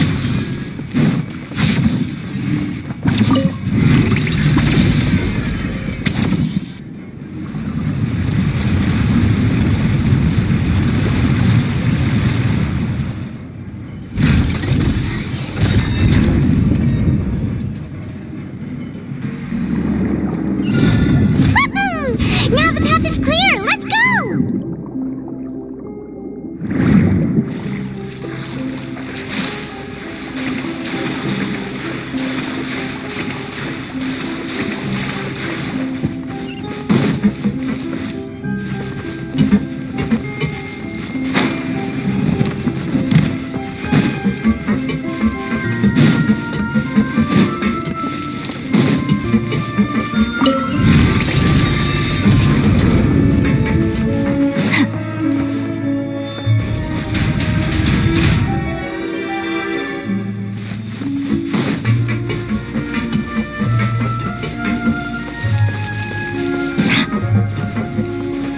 Our bond is strong! I'll settle this! Barbados, guide us! Squall and fury!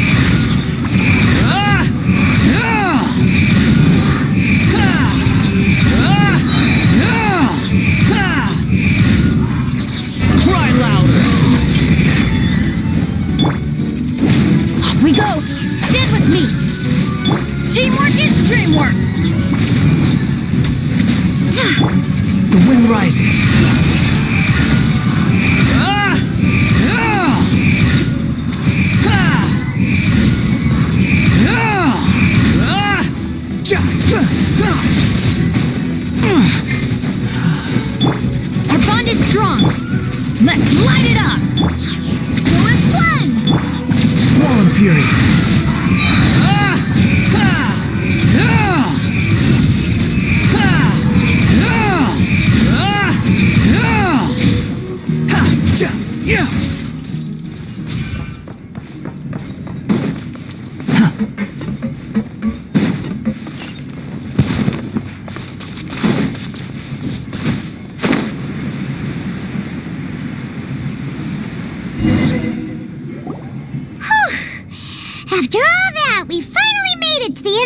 sanctum. Though, as expected, the mastermind isn't here. That's right. Then let's hurry up and find some evidence so we can get back to the Opera House and help Navia.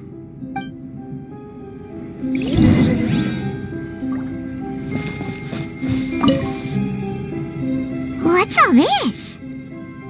It's a bunch of really cute things. Pink accessories, a hair tie, a necklace, even a makeup box. Oh, Paimon sees it too, but why are all these cute things labeled with different girls' names? Huh? You mean the girls from the serial disappearances? They were brought here? And then they were turned into water. And all the boxes of things, these names. That means... Oh, this is terrible.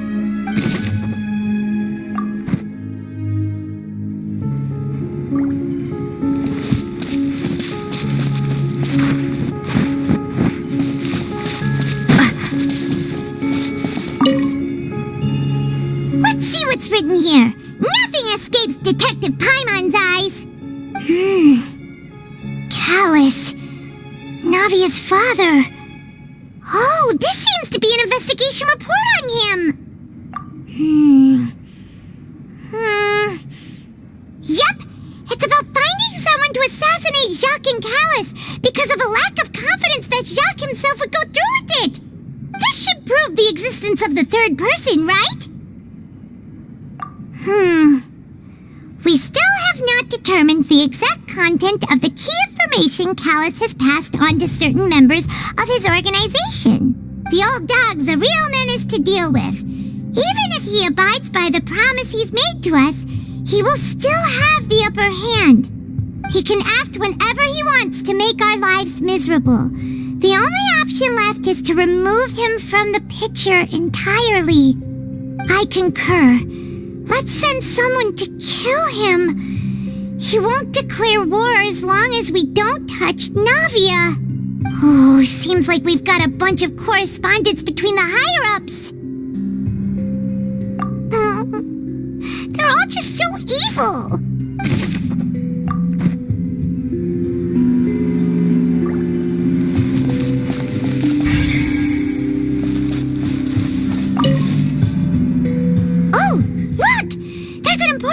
Basin over here, and it's full of water. That means this is where they make all the synth, and that special water is the main ingredient. If you dilute it with normal water, you'll get synth, but the pure stuff can dissolve a human. Paimon will take notes on this incriminating evidence.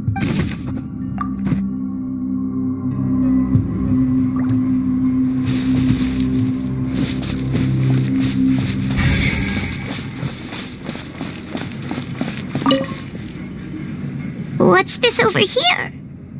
Looks like some kind of place for research. Experiment number 16 aims to verify Jacob Ingold's research conclusions on the primordial sea and use his theory as a foundation to achieve a breakthrough. The experiment was a failure. No individual managed to resurface from the water from the primordial sea.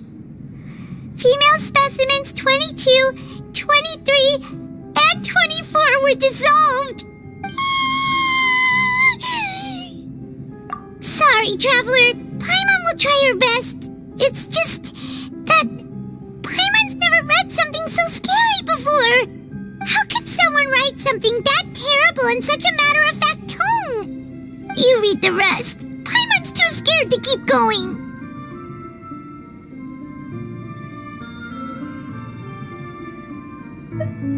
So that's why he did all of these experiments. Wait, did he really think he'd be able to find a way just by dissolving people over and over? That's just insane! Huh? Isn't that the name you heard by the fountain? Paimon thought he was an eyewitness in the serial disappearances case. You mean Vache is the one who did all of these... experiments?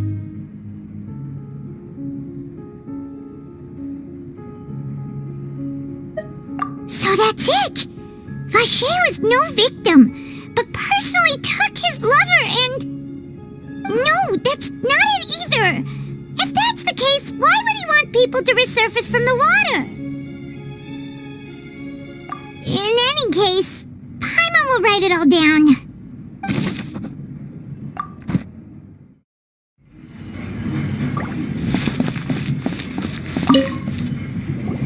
Whoa! There's so much synth here! And so many bottles of ingredients that probably just contain the waters of the primordial sea.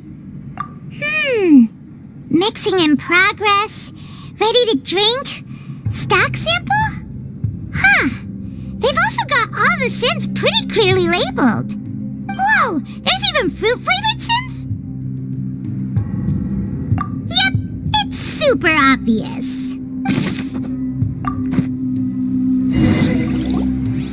We've looked at almost everything here, and it seems like our theories were spot on. But... yeah, we haven't found anything that reveals his true identity. No wonder even Nervalette wasn't able to find anything. Whoever it is probably destroyed everything to do with that name a long time ago. That way, even if we bring all this back to the opera, we won't be able to identify the true culprit. Sure thing. Paimon won't admit defeat to this guy either.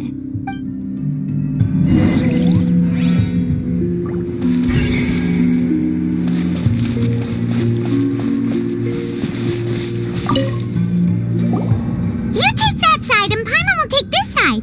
Check everything carefully. We'll find something for sure.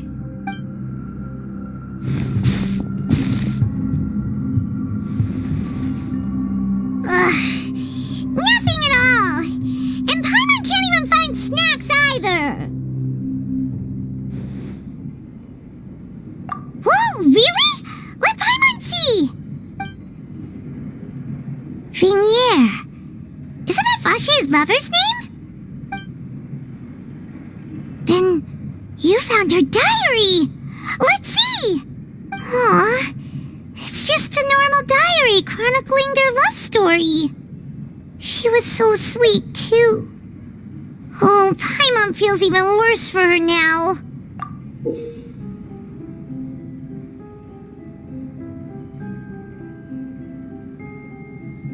So many!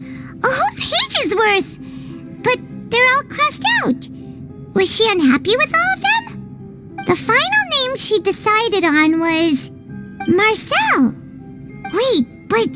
Marcel's pretty old. Has this case been going on for so long that he's Vacher and Vignier's grown son? Hey! Paimon still hasn't figured it out yet.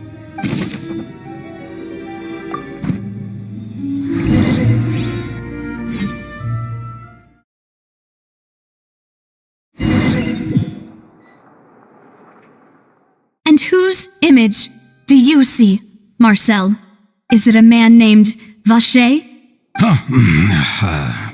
Oh, so you do know that name. I'm merely surprised you'd suddenly say the name of someone I've never even heard of. I was waiting for you to say that. Navia! We're back! As expected of my partner. I just knew you'd return in the nick of time. Just how often do you intend to flout the rules of this court? It's all right, Monsieur Nervalette. Given their confidence, I expect they've found the crucial evidence.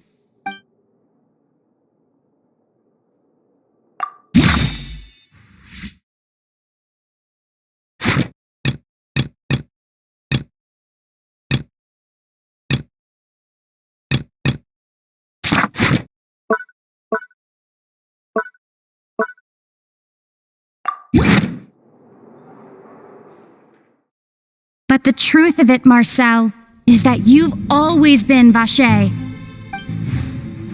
Huh? We've investigated your lair and we already know everything! After your lover, Vignier, was dissolved, you kept abducting young women to experiment on the hopes of bringing her back to you! You even created Marcel as a new identity and destroyed all records of your past as Vacher! So that's it. Even the villains in opera performances rarely go that far. And with that, Marcel's motive has now been established. This information regarding your past also dismantles your prior timing defense. Well, Marcel, do you know where you went wrong? You fixated your gaze on the lover that passed away, instead of paying attention to the living people around you. So, you never noticed how we changed, or how we grew as individuals. You also never understood Boss's real expectations for his daughter. Or our determination to see things through. Your determination. Mr. Marcel, please speak up now if you would like to defend yourself. Otherwise, the trial will move on to the next stage. Do you really think I wanted to do any of this? Pay attention to you? What for? Have you ever paid attention to me? Ever empathized with my pain?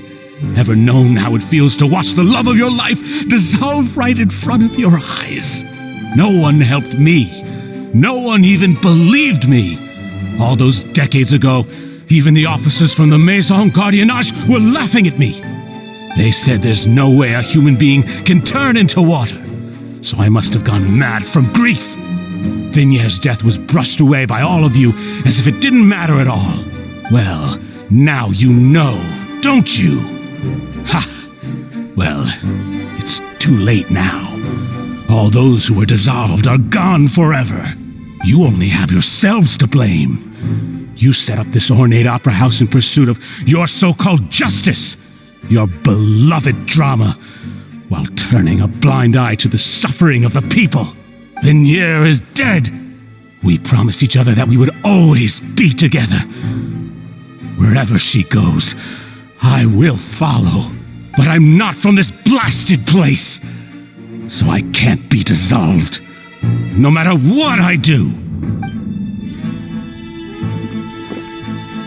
Hey, is that water from the primordial sea that he's drinking? I can't dissolve! Can't dissolve! Can't dissolve! Do you all see? I can't go! I can't follow!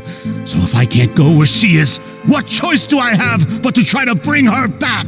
I did all of that, and in the end, that accursed Callus still got the better of me. I spent my entire life living on pins and needles, only to get stabbed by his idiot daughter at the very end. The suspect is exhibiting signs of mental distress. Guards, please restrain him. Don't touch me! Don't anybody come near me! I still need to save Vignère. Our promise. We made a promise. Vignère! Please, Vignère! Don't think badly of me. All I want to do is fulfill our promise. At this point, the verdict of this trial is clear. With Mr. Marcel's conviction, the charges against Mr. Tartaglia no longer have any basis. Fine by me. I was in a bad mood, but after a show like that, I'm actually feeling pretty good. Traveler, please submit all the evidence you have collected to the guards, so that I might review and summarize the truth behind the serial disappearances case. The man now known as Marcel was originally named Vacher and worked as an adventurer with his partner and lover Vignère. During an underwater expedition, Vignère accidentally came into contact with water from the primordial sea and was dissolved in front of Vacher as a result. Vacher learned of the primordial water's existence through the work of others and began to kidnap young women for research, with the goal of discovering a method to restore Vignère back to life. To cover his tracks, he invented the new alias of Marcel and began to operate a business in Poisson. During the course of his research, Vacher discovered that a diluted concoction of water from the primordial sea can induce feelings of euphoria, and began to manufacture and market synth. However, as he accumulated wealth to fund his continued research and expanded the scope, he came into conflict with Spina di Rosula. After exchanging blows with Spina di Rosula for many years, Vacher decided to assassinate their president Callus at a banquet. Although the assassination did not go as Vacher expected, he was able to turn Callus into the murder suspect by dissolving the assassin he sent to the scene. And just recently, Vache attempted to frame Linny as the culprit of the serial disappearances case, using a similar method. However, his attempt to frame Linny failed, and the power of water from the primordial sea became public knowledge. This case also exposed enough of Vache's machinations that he was eventually successfully charged in court. Thus concludes the enigmatic history of the serial disappearances case, with the truth revealed to all. The Oratrice will now deliver the final verdict regarding the charges against Mr. Vache.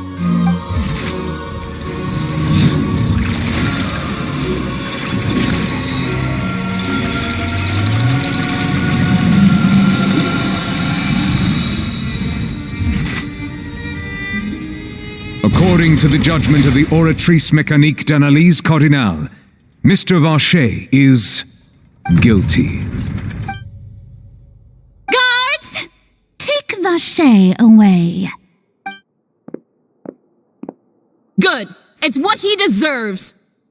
With that, the serial disappearances case is over now. We really just witnessed history. Who would have thought the true culprit would be such a polite and well-spoken guy? Yippee! We helped Navia bring the bad guy to justice! He's hurt so many innocent people and now he's finally getting what he deserves. Huh? Are you okay?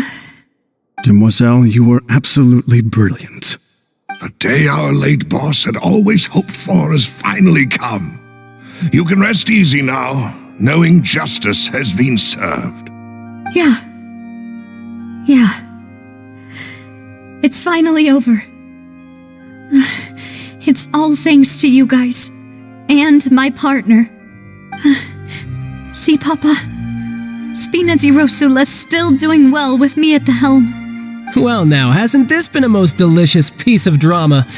The villain has been caught, justice has been served, past wrongs have been righted, and it's a big ol' happy ending. Since it's been such a great show, I'll just let the false accusations against me slide. Either way, I've still got some business to attend to, so if you'll excuse me... Please wait just one moment, Mr. Tartaglia. What now? None of this has anything to do with me. According to court protocol, since this trial was initiated due to a charge against you, a verdict must also be made regarding the initial charge before the trial can conclude. Oh, come on. Is this really necessary? Haven't you already caught the real criminal? Isn't it time for side characters like me to exit stage left? Please respect the laws of Fontaine. This has always been the rule. All right, but this sure is a lot of hassle. All I need to do is stand over there, right? Let's just get this over with. Through evidence presented in the public trial that was just held, it has been established that Mr. Tartaglia has no direct connection to the serial disappearances case. The guilty party has been identified, and thus it is logical to suppose Mr. Tartaglia is innocent of the charges.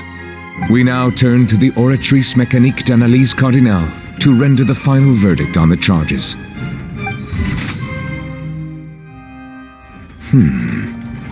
According to the judgment of the Oratrice Mécanique d'Analyse Cardinale, Mr. Tartaglia is guilty. What? Hey! That's not funny! Didn't you just say I'm supposed to be innocent? What's with this verdict? Is your justice machine malfunctioning? Huh? This has never happened before. The Oratrice actually returned a different verdict from the Chief Justice. I mean, have you ever heard of an innocent Fatui Harbinger? Do you think the Oratrice might have just convicted him on general principle? But weren't the charges about the serial disappearances case? No matter what else he's guilty of, it shouldn't affect the verdict in this case, right? The judgment of the Oratrice Mécanique d'Analyse Cardinale is, by law, the final verdict of the court. We must accept the guilty verdict. Guards, please take the suspect into custody per court protocol.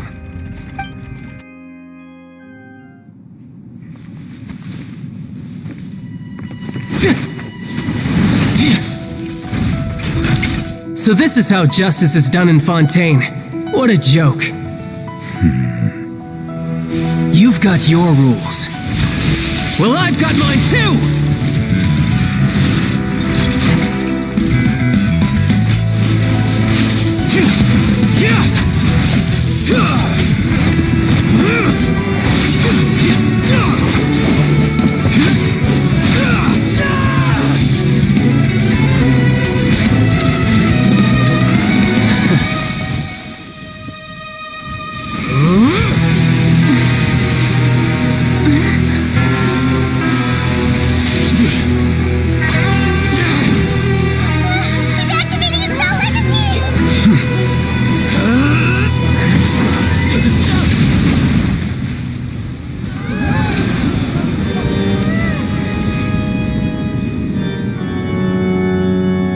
I am sorry.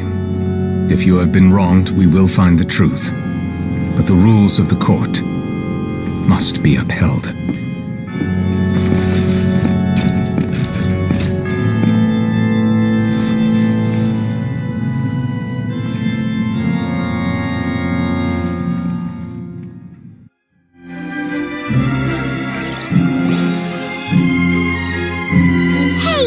Monsieur Novelette, what's going on? Shouldn't they have been cleared already? Apologies. This is also the first time I've encountered such a situation. However, according to the rules established at the conception of Fontaine's court system, the Oratrice's judgment is the final verdict of the court. All I do is follow court procedure. As for why the Oratrice arrived at the conclusion it did, you should probably ask someone more knowledgeable than me.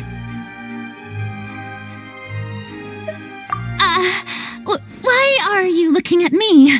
I had nothing to do with it! I don't know what happened there either! Hey, stop staring at me! What does Lady Farina mean by that? She says she has no idea either, but that's impossible. Didn't she create the Oratrice herself? Yeah, so are the verdicts reliable or not? Can results like this really be called justice? My dearest citizens, did you really think we'd allow an incorrect verdict to be handed out in this court? Did you really believe that the judgment could be mistaken or be the result of some sort of random mishap? Don't tell me you thought even I had been blindsided by the Oratrice's result. But the way she looked just now, it was pretty obvious she had no idea what was going on. However, given the state of things, I shall give you an explanation. Everything that just took place, including my supposed shock and bafflement, was a part of an elaborate performance, with every action meant to stir up drama and excitement.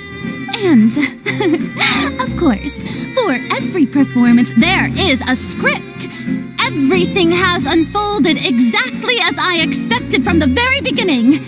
As the embodiment of the very concept of justice, the Oratrice shall never render an arbitrary judgment! If you thought Child had nothing to do with the serial disappearances case, it is only because you've been blinded by the superficial appearance of innocence. Everything he's done, not to mention the danger he poses, are beyond ordinary comprehension and completely unforgivable!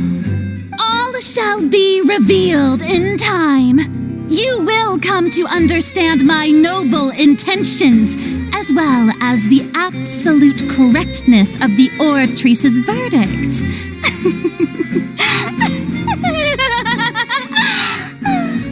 Now, having said that, although I hate to leave things hanging in suspense, it is now time for this performance to end. As the lead actress, I shall be the first to take my leave. Toodaloo! So she chose to make her escape after all, did she? So you're saying we shouldn't put much stock into what she just said? She probably just put on that performance to save face. As for the truth, it's unlikely that she actually has any idea. However, please be assured that I will continue to investigate this case in a personal capacity. Just as I promised, if the judgment has been incorrect, we will do our utmost to clear his name. All right. Even though we feel pretty badly for him, we'll take your word for it for now. After all, he's done plenty of bad stuff, so he should have known he'd go to prison someday, right?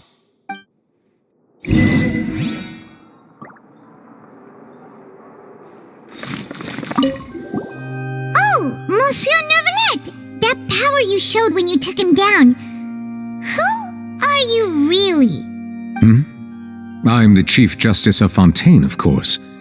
If officers of the law lack the strength and capability to enforce it, then it makes a mockery of justice.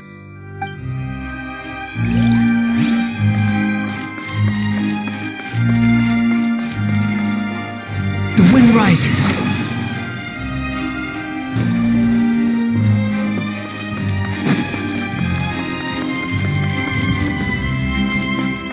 Quit following me.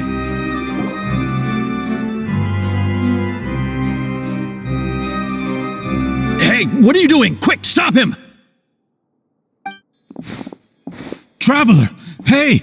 Traveler! Marcel! What are you doing over here? Stop resisting arrest! Cease, or we'll add another charge to the list! No, wait! I just want to ask the Traveler something. I'm not looking to run away. Please, just let me ask this one small thing. Go on. Thank you. I was being led away when I finally realized something. Where did you first hear the name Vacher? I erased all records of that name. So, unless... Are you still trying to prove your innocence? Give it up, you've already been convicted. Really? You did? You're sure? You met her? But how could that be? How did you manage to do it? The Fountain of Lucine? Then she's been so close to me all along. And I just never... Please give me a chance to talk to her again. Just let the Traveler take me to the fountain to see her one last time. This is the last request I'll ever make in my life. You can do whatever you want to me afterwards.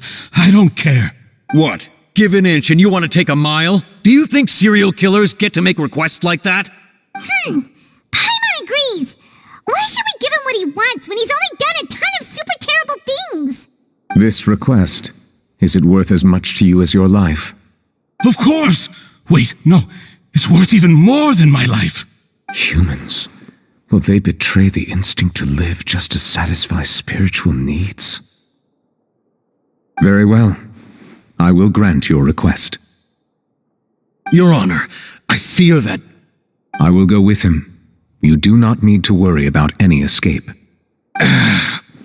In that case, I shall leave him in your most capable hands, Chief Justice. Thank you, Your Honor.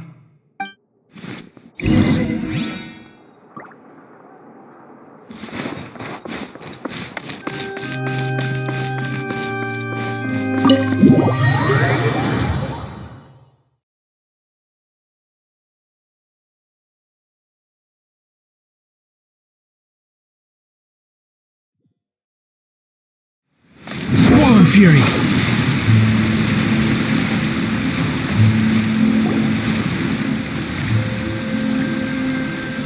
Is this the place? You said she's here, but what do I need to do to see her?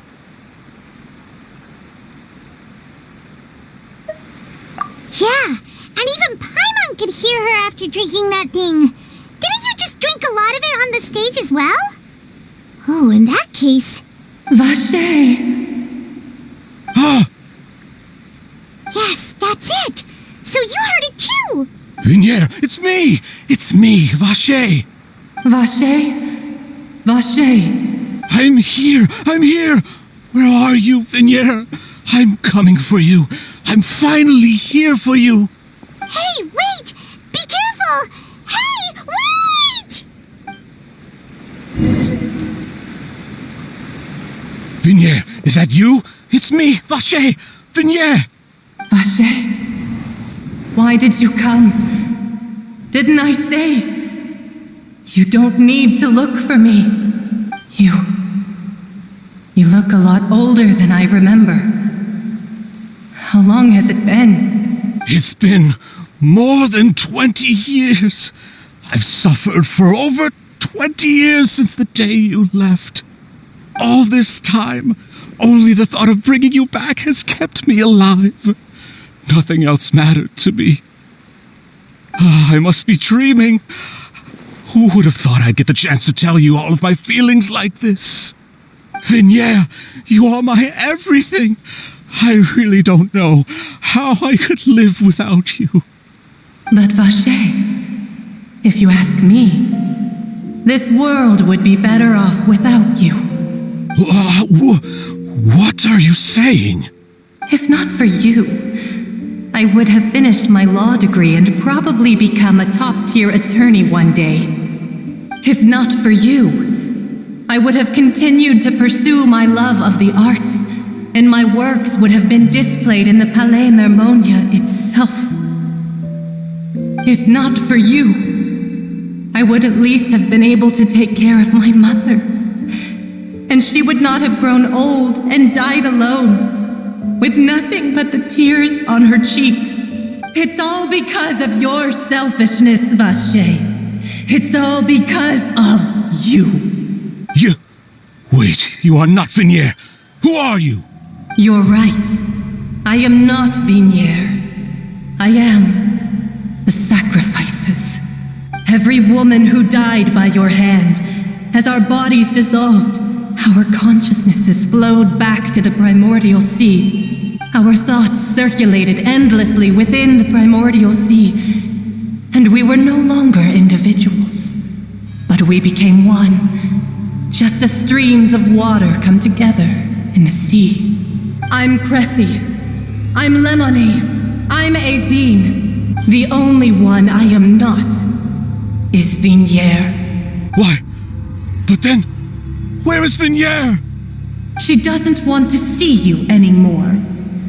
Every tendril of her consciousness is avoiding you. This is what you get for your selfishness. Your selfishness robbed us of our lives and our futures. You said time and time again that you'd do any and everything for her. But did you ever consider whether she'd want to see you do the things that you did? If she would despise you for what you became?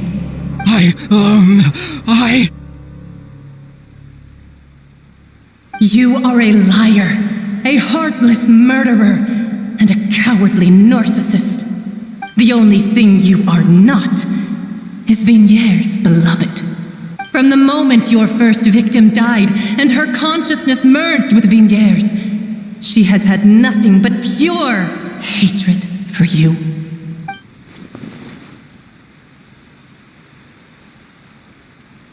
No! Vignier! She can't hate me.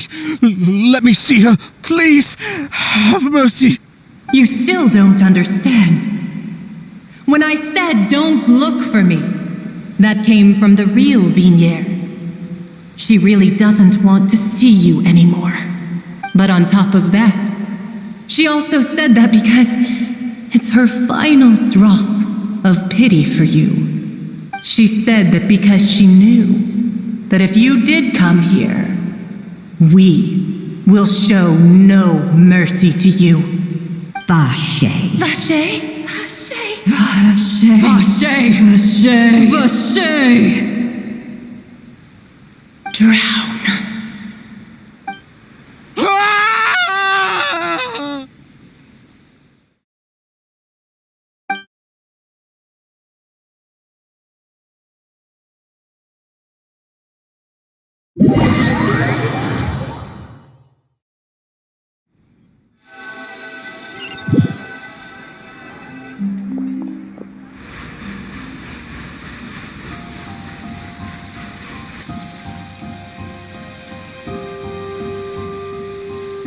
Finally, we have some time to do shopping.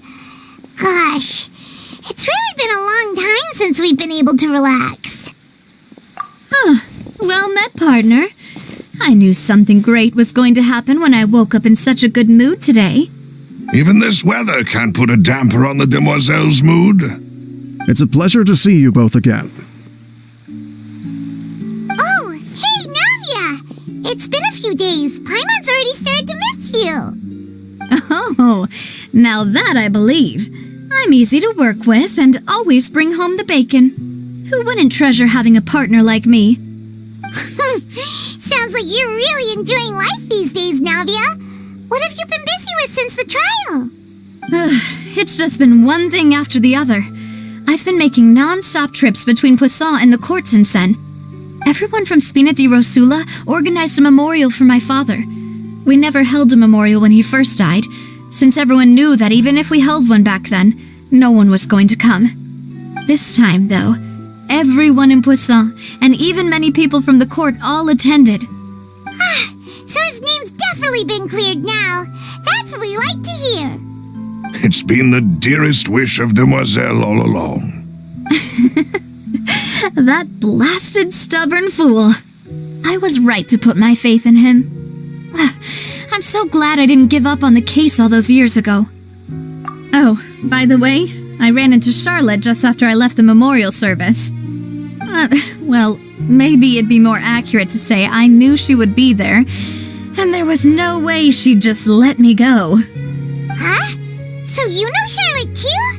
The Charlotte? Journalist from the Steambird? Yeah, way back when I first became the president of the Spina di Rosula, she was all over me. Wouldn't take no for an answer. I believe the story was called The True Heart of Darkness, Secret Tales of the Yellow Rose.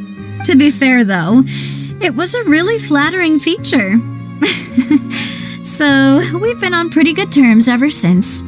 She was trying to lean on our friendship to get me to do an exclusive piece on the serial disappearances case. Oh yeah, she told us about that.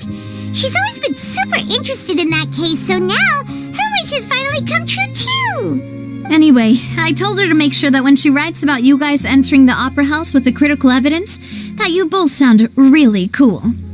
Now that's another thing to look forward to. We trust Charlotte's skills with a pen for sure. Oh, and in other news, I also took Clarand out for a meal. Oh, are you two on better terms now? While you were investigating Vacher's headquarters, Clarand gave testimony on my father's behalf. It was thanks to her that we were able to turn the tide. I wanted to thank her. I mean, there's also no point in being awkward all the time, so we took the chance to reconcile with each other. Oh, that's great. Paimon also thought Clarand wasn't actually a bad person. It's always good to have more friends. Anyway, now that the case has finally been solved, perhaps it will slowly begin to fade from the public consciousness. Oh, actually, there's still one last thing I need to do. What is it? I should pay a visit to my father's grave and tell him the truth of what happened, as well as how it all ended. And on top of that, just how much people still look up to him to this day. That includes me, too.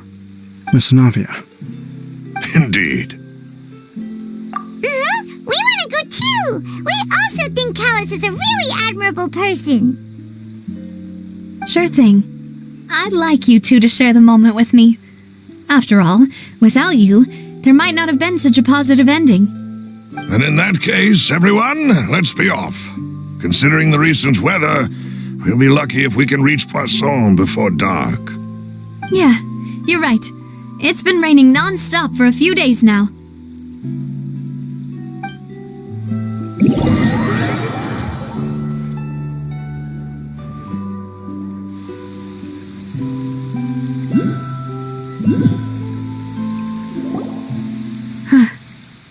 This is where my father's grave is. To be perfectly honest, even I haven't been back here for a long time. Huh? There's someone there already. Wait, that figure. It can't be. Isn't that Dervalette? Why would the Chief Justice be here? Huh? Navia?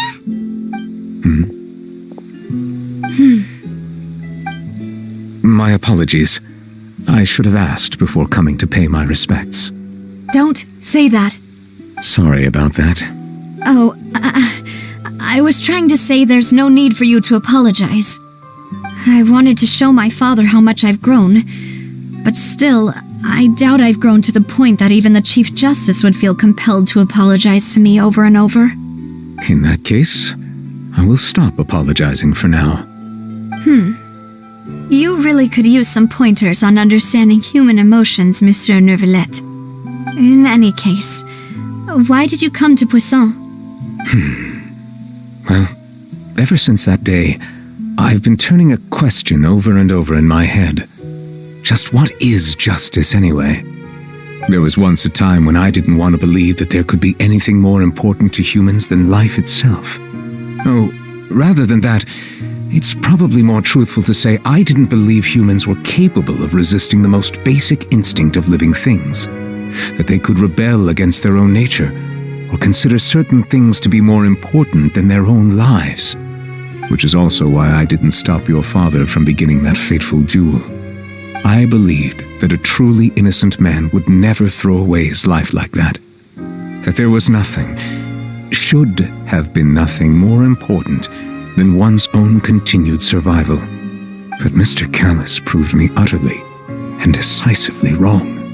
If not for his sacrifice, the serial disappearances case would have remained unsolved to this day. Mr. Callus made the choice he did for his daughter, for his associates, and for many people completely unrelated to him. And in the end, from a certain perspective, one could say that he did it all for the sake of justice. A justice that's higher than life itself. So you asked me why I came here. I just wanted to say my apologies to Mr. Callus in person. I should have noticed all of this much sooner. This regret has filled me with a sadness that has haunted me for days. That high and mighty chair in the opera Epiclese indeed insulates one from many important things. Spina di Rosula, thank you so much for your hard work and perseverance. I'm sorry for being mad at you before. So, you're actually one of those types that's cold on the outside, but pretty thoughtful on the inside, huh? That reminds me of Silver, one of my guys. Sorry about that. Self-expression is not one of my strong suits. Didn't I just say you don't need to apologize? So Navia and Neuvillette seem to have made their peace as well. Let's not disturb them for now. We can wait till after they're done.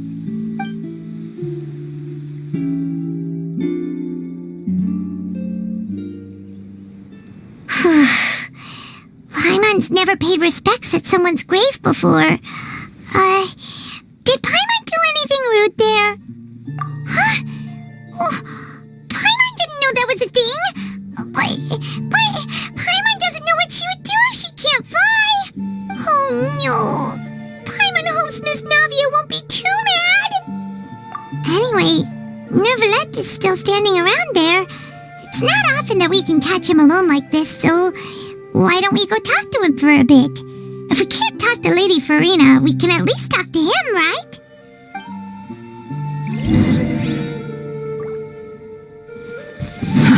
Too slow. Oh, it's you two. Did Miss Navia invite you to come pay your respects to her father? Mm-hmm. We ran into Navia on the streets today, so we just followed her here. I see. Then is there something that I can help you with? Well, it's pretty hard to run into you like this since you're usually super busy. So we figured we could try to ask you a few questions, if that's okay. Please feel free. Though outsiders, you helped us solve one of the greatest mysteries in Fontaine, and it would be my pleasure to return the favor. So, at court, the bad guys referred to that special water as water from the primordial sea. But what is it really? Truthfully, that name is already quite accurate. I can only surmise that Vacher and his ilk only learned of its nature and existence after extensive research. There used to be a special sea on the surface of this planet. The nature of its seawater was rather different from that of the sea we know today. Most of Tevat's life forms were first born in that special sea. You could say it nurtured much of the life on this planet. Huh. So it really was where everything began. It makes sense to call it primordial then. But today, the primordial sea no longer exists on the planet's surface. What Vache discovered must have been some kind of special case, or a remnant from a truly ancient age. Huh. So that's how it is. Oh, you really know everything, Monsieur Neuvillette. But if that's the case, then why would people, at least people from Fontaine, dissolve in that kind of water? Indeed. Why would the primordial sea, which was known to engender and nurture life, suddenly reverse itself and devour life instead? To be frank, that also doesn't match my understanding of this world and its laws. There must still be some unknown secrets around the people of this land. Is there anything else you'd like to ask me about?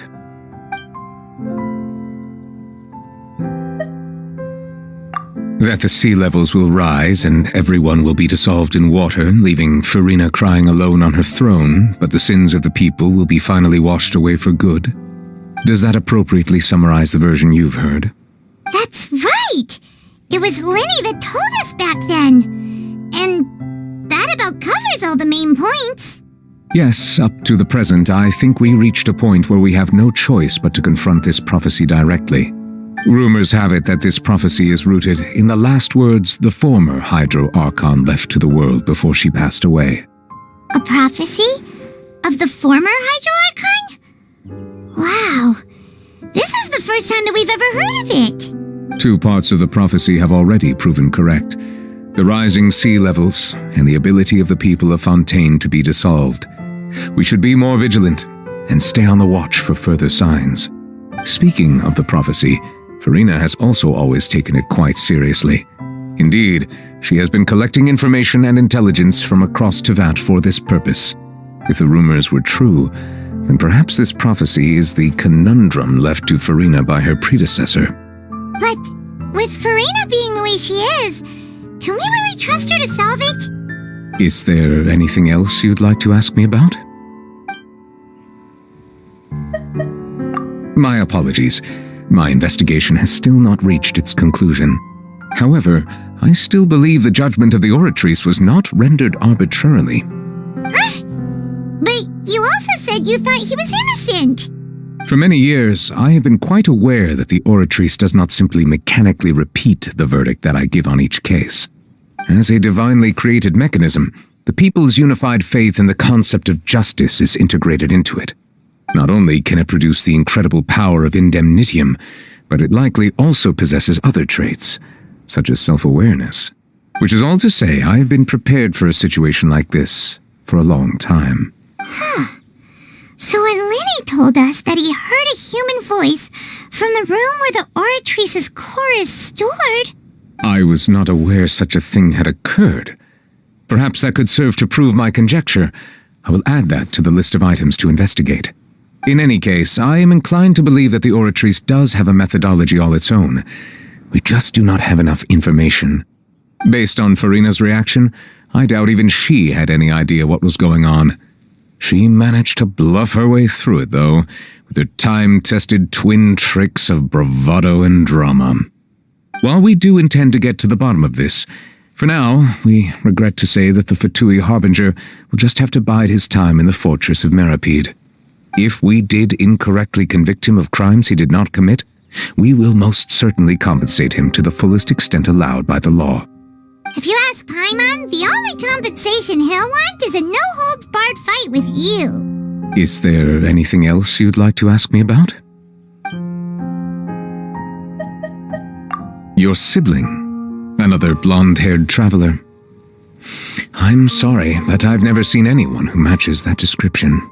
If he ever stepped foot in Fontaine, I'm sure he followed our laws to the letter and had no reason to appear on the stage of the opera Epiclese. Is there anything else you'd like to ask me about? Very well. It was my honor to provide you with what answers I could. I very much enjoyed conversing with you. It will soon be time for me to leave this blissful tranquility behind and return to Palais Memoria. You really are super busy, Monsieur Neuvillette. Paimon thought you only came here to pay your respects today because you had the day off. Crime and villainy do not have the day off, and so justice must work around the clock as well. This is merely the nature of a justice's work. All right, you've got a point. Huh? Paimon just noticed that the rain has stopped.